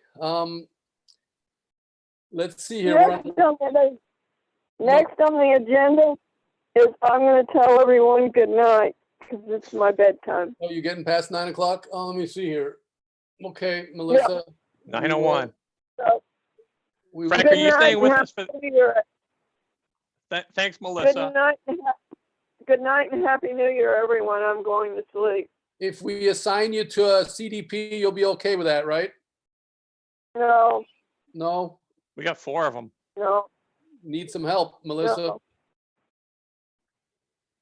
Okay. I'm too tired to think about it. I'm Okay. too tired to think about it. So the answer is no. We'll talk to you about it afterwards. Okay, onwards here, folks. 7C. Good night. Good night. 7C under council matters. That would be the Housing and Economic Development Committee. Tom heads that up. I have nothing. Well, Okay. I have one minor thing. Okay. Last month I reported the Redwood Valley MAC was forming an alternate meeting group, and they seem to have an agenda of trying to influence the supervisors and making them listen to MACs more. I spoke with Robert about this, and we decided it's not really something we want to get into debating the supervisors over what we can do. We are here to advise the county, the supervisors, the state and such. So I begged off that, but we will continue to meet with other MACs in a separate group. That's the plan right now. So that's the only thing I have for that. Okay, then we'll go to D, electric vehicle charging station. Don Hess. Anything on that, Don? Okay, no, there's no new progress. In fact, at this stage, given the fact that Congress finally passed infrastructure bill, last year with, I think it's $7.5 billion for EV charging network across the country. That is moving forward, but it's going to take time. And I think before we try to pursue much in the way of local EV charging stations, we need to wait and see what they come up with. There's supposed to be some type of interim report next month, and then later in May, even more details will be available as to how this money would actually be spent. It's kind of up in the air whether they'll just hand it to the states, and then the states will have to come up with a program to support these EV charging projects in various communities. Perhaps that will be something very similar to Cal EVIP, which is what we had last year in our area, but unfortunately there were no local entities who were approved for this funding. So I'm kind of waiting for that. And once it's clear that there is funding available for communities like ours in Mendocino County, then I'd be happy to pursue contacting businesses. At this point in time, I'm not sure there is any public funding available for setting up EV charging. So if any business or entity wanted to do it in Gualala at this point, they would have to foot the entire bill themselves. Would any business in our community like to do that at this point? I don't know. I kind of have my doubts given the business climate that our community has gone through in the past year or two with the pandemic. So, that's where I'm at on this issue. Don, Yeah. at least we have a public electric vehicle charging station area designated at the south end of town. Well, that was just thrown on there. In order for that to happen, and this information I have, of course, from MCOG, Caltrans would have to cede that little chunk of land to the county, and then the county would have to authorize an EV charging station for that location. Mhm. So it's not a done deal at all. And just Right. because they throw it on that plan doesn't mean it's going to happen.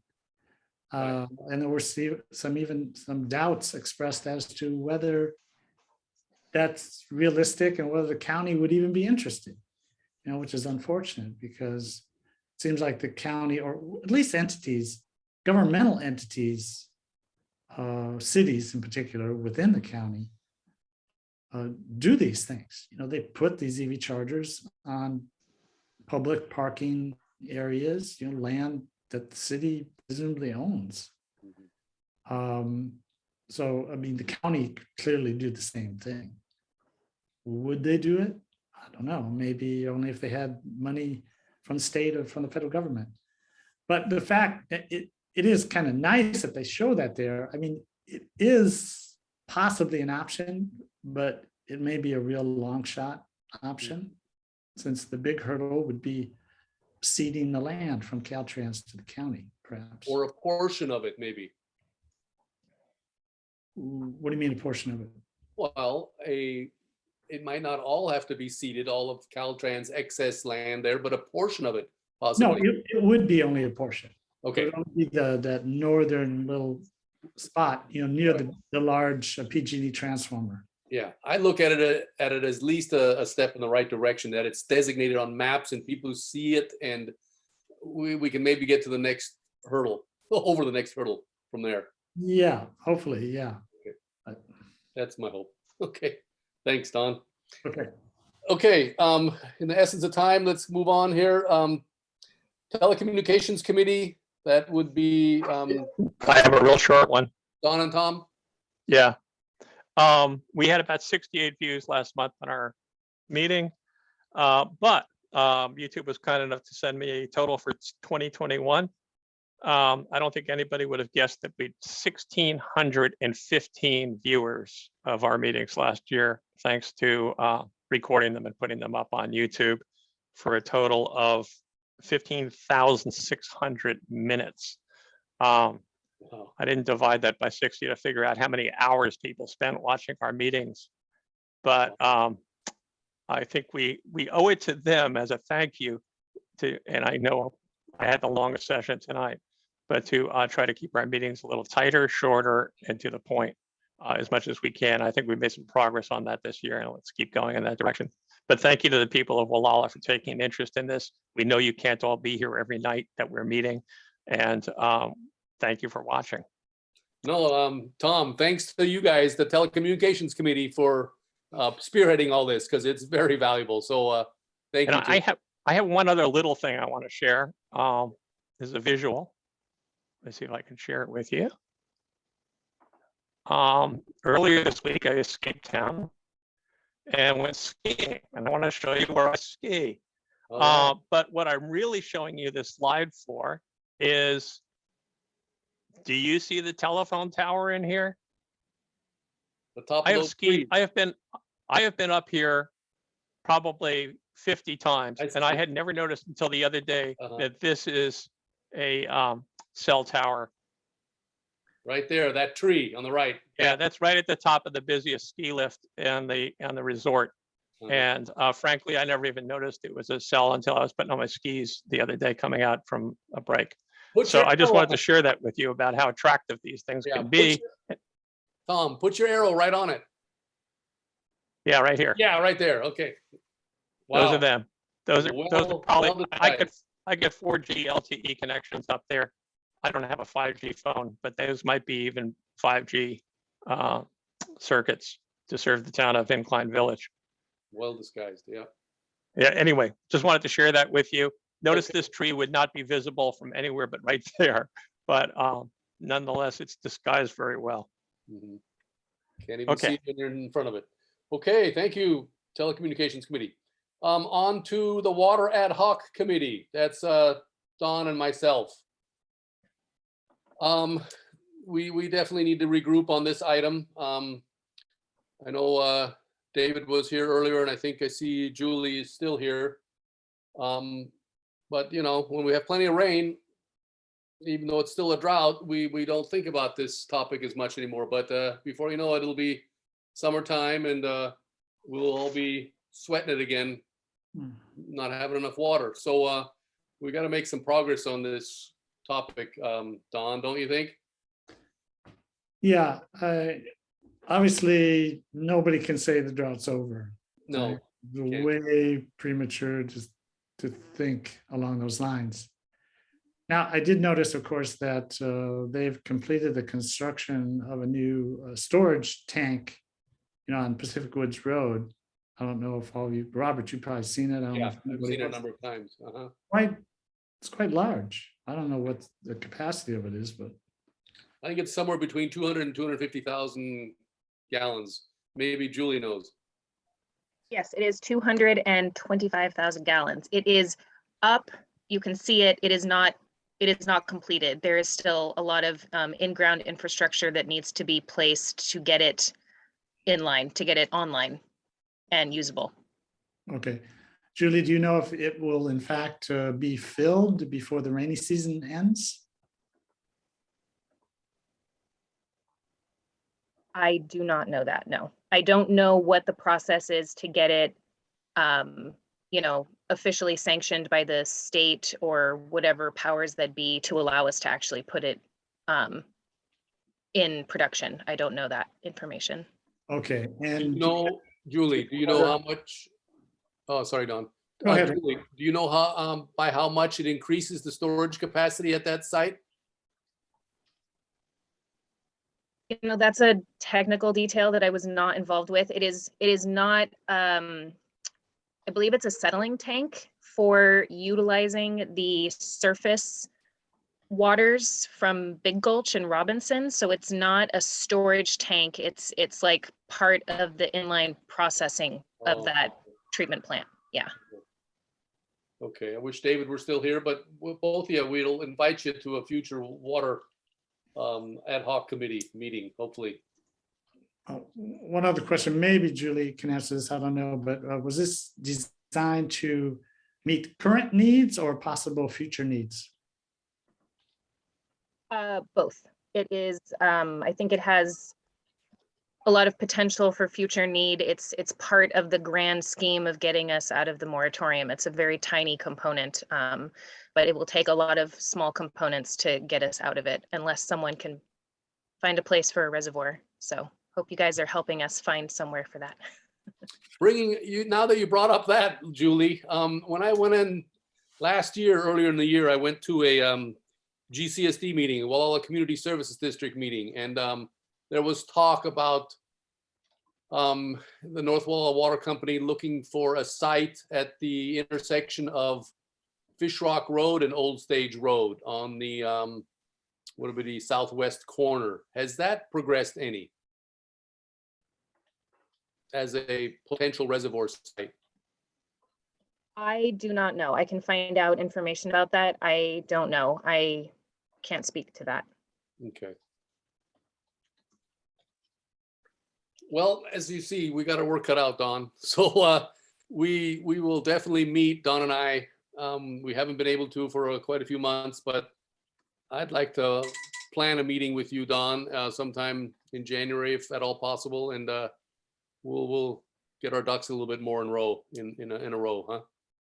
Yeah, let's do that, Robert. Okay, sounds good. Okay, we got to move on, you guys. So that was a brief update from the Water Ad Hoc Committee. And thank you for answering some of our questions, Julie. we've got quite a few permit review assignments here. Let's see which ones can be handled by whom here. I have to say right off that I'm happy to do a couple of them, but I can't do, or I don't feel comfortable doing the last one, CDP 2020-0023, CBO, Zhang and that one. I feel kind of conflicted on that one. So I'm not sure we need to do that one if it's a renewal. that I'm talking about the last one. The elapsed permit. I think we should. It's a thing that that they had a permit for and they're renewing their permit. That's the way I understand it. I still think there's enough material in that CDP to review it as a council. I do. And it'd be nice if 2 other council members could do that. I'll sign on to that one. Will you? Oh, great, Tom. Yeah. I mean, I can assist in the background, but I don't want to be involved on that one necessarily. Okay, who else could handle the CBO Zhang one? I'll be happy to jump on that. Okay. All right, Kevin and Tom on that one. Okay. Now, the first one is kind of a little bit confusing, Tom. I mean, I know, didn't that come up once before? Yes, it has. It's Yeah. a 2019 CDP, and I don't really know what's new about it, but it was also due on today for comment. I think, I don't really want to do that one, but I think you look at the guardrails before, didn't you, Robert? Yeah, I'd have to go back and review what we did, how we did comment on that back when, but I'm not sure we ever did. But I think you had the earlier round on that in 2019. Why don't you take that and get one other person? Okay. I was going to say I was willing to do the middle 2, but whatever. But you're good on septic systems. Yeah, and I'm pretty familiar with that stuff, but you guys do that one then. Okay, somebody else. Well, do we need 2 people on this, the guardrail improvements? I mean, that's. And maybe we could spread that out, Robert. Yeah, maybe, I mean, maybe I could do that one. You want to do that one? Okay. Okay, Don and I on the Caltrans one?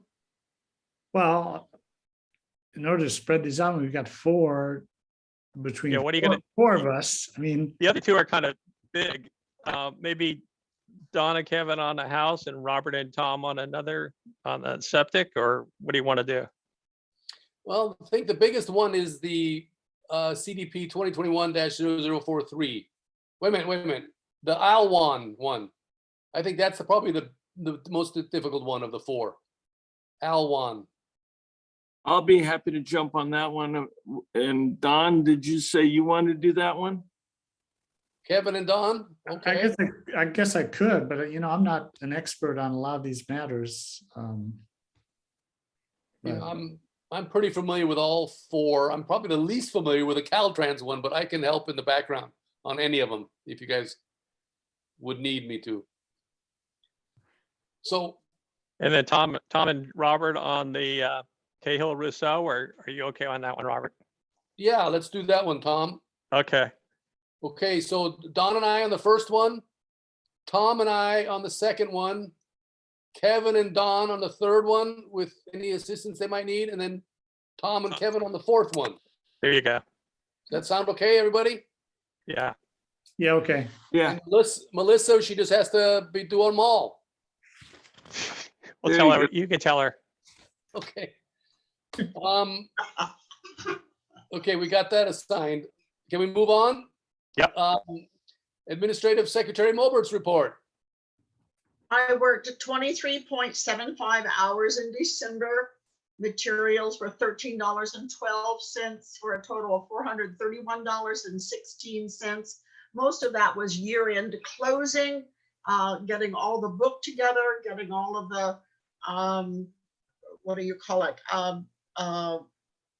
The scrapbook and all of the articles from the NICO into there, and getting it almost complete. I have started 2021. It has already been added to because of mail. that we have received and emails, and the 2021 will be finished when I get all of the mail from Robert for July and August. And then that will be put away. Okay. So that's all been done. And with 5 CDPs next month, that's going to be quite a heavy. What? No, 5, because you put off. you the wall. Oh, continued that's right. That's DeWolfe. right. Month. Yeah. Plus, you're right. if you get any more in the mail, then there'll be assignments. And there was one that I apprised you of, Yagi, Jaggi. It's a boundary moving of a boundary, 2021-0058. It is on the website, but we have not received any information on it.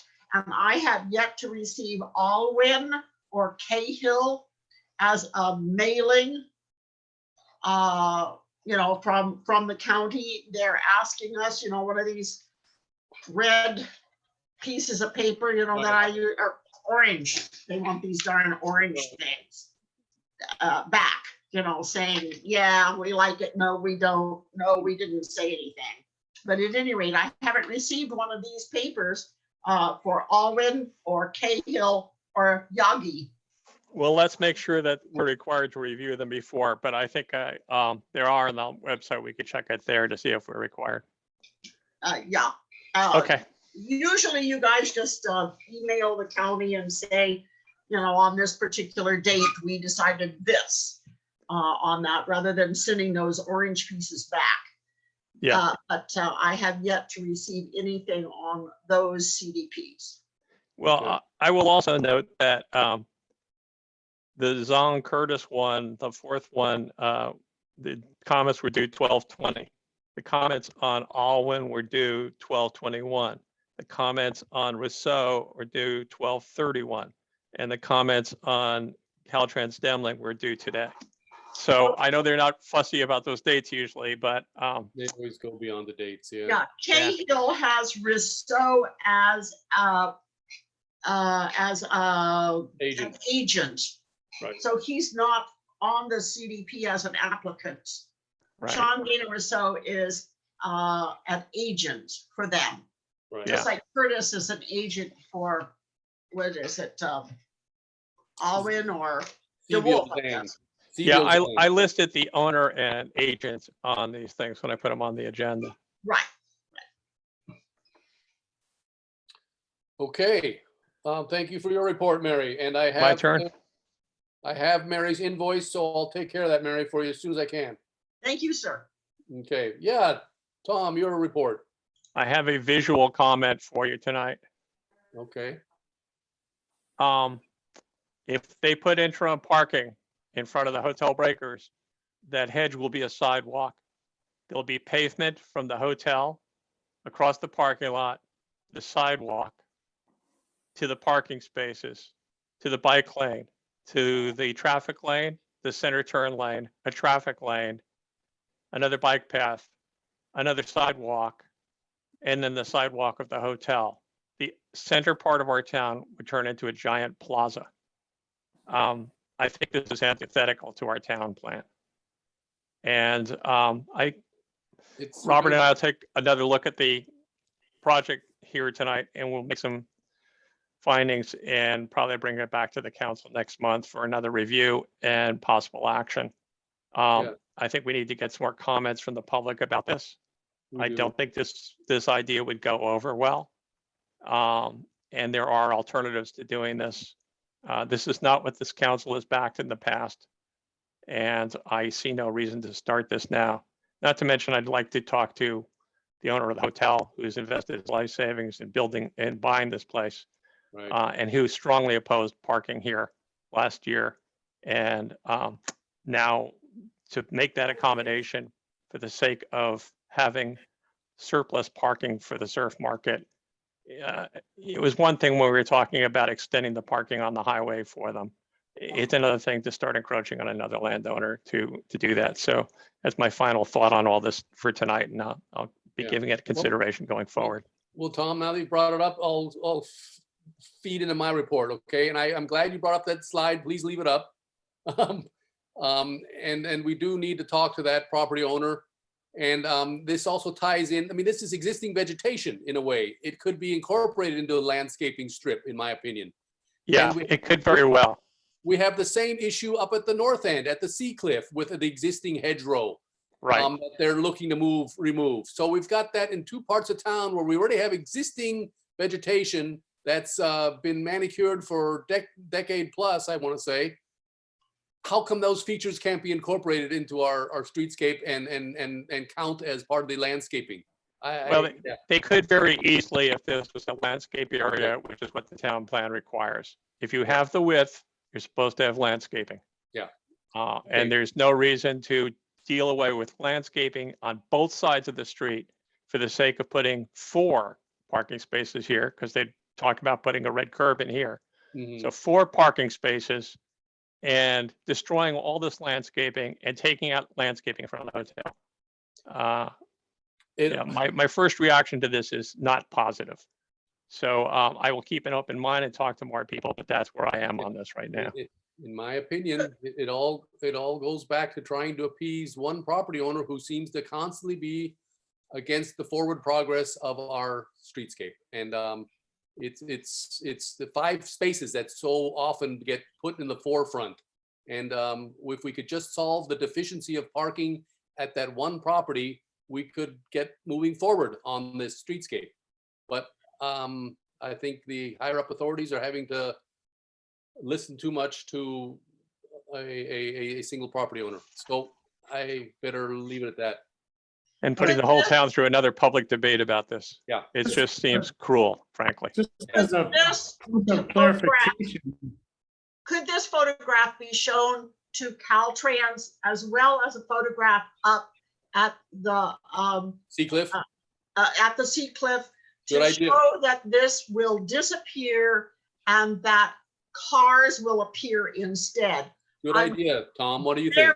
Very much Yes, and against I was also thinking just now, when I make the video of our meeting tonight, I'll of the Caltrans project, I'll include this discussion as an addendum to it. Please do, because losing the greenery and losing this space to sidewalks and to bicycles is egregious. We don't need the parking, and it's for 4 parking places? Come on. Yeah. Yeah, it's really not a great idea. No. And it's going to cause trouble. It's going to cause recirculate, maybe an amendment to the town plan. And if it gets through, then you can say there's no delay, but there's always delays. Even Caltrans said that on their slide that unless there's complete community approval, there could be delays. So there won't be community approval, unanimous approval of this. I can see that coming. And I'm responsible for everybody here, and a majority of the people in this town want to maintain the natural surroundings. So I'm with them. Yeah, the more natural the surrounding, the better. Any last words on this issue, Don or Kevin, under my chairman's report? just a point of clarification. So what Caltrans is proposing here is eliminating all the parking that is directly in front of the surf, and even to the north of surf to a certain. Yeah, where that car is. Yeah, but and then instead setting up 4 off-street parking places here.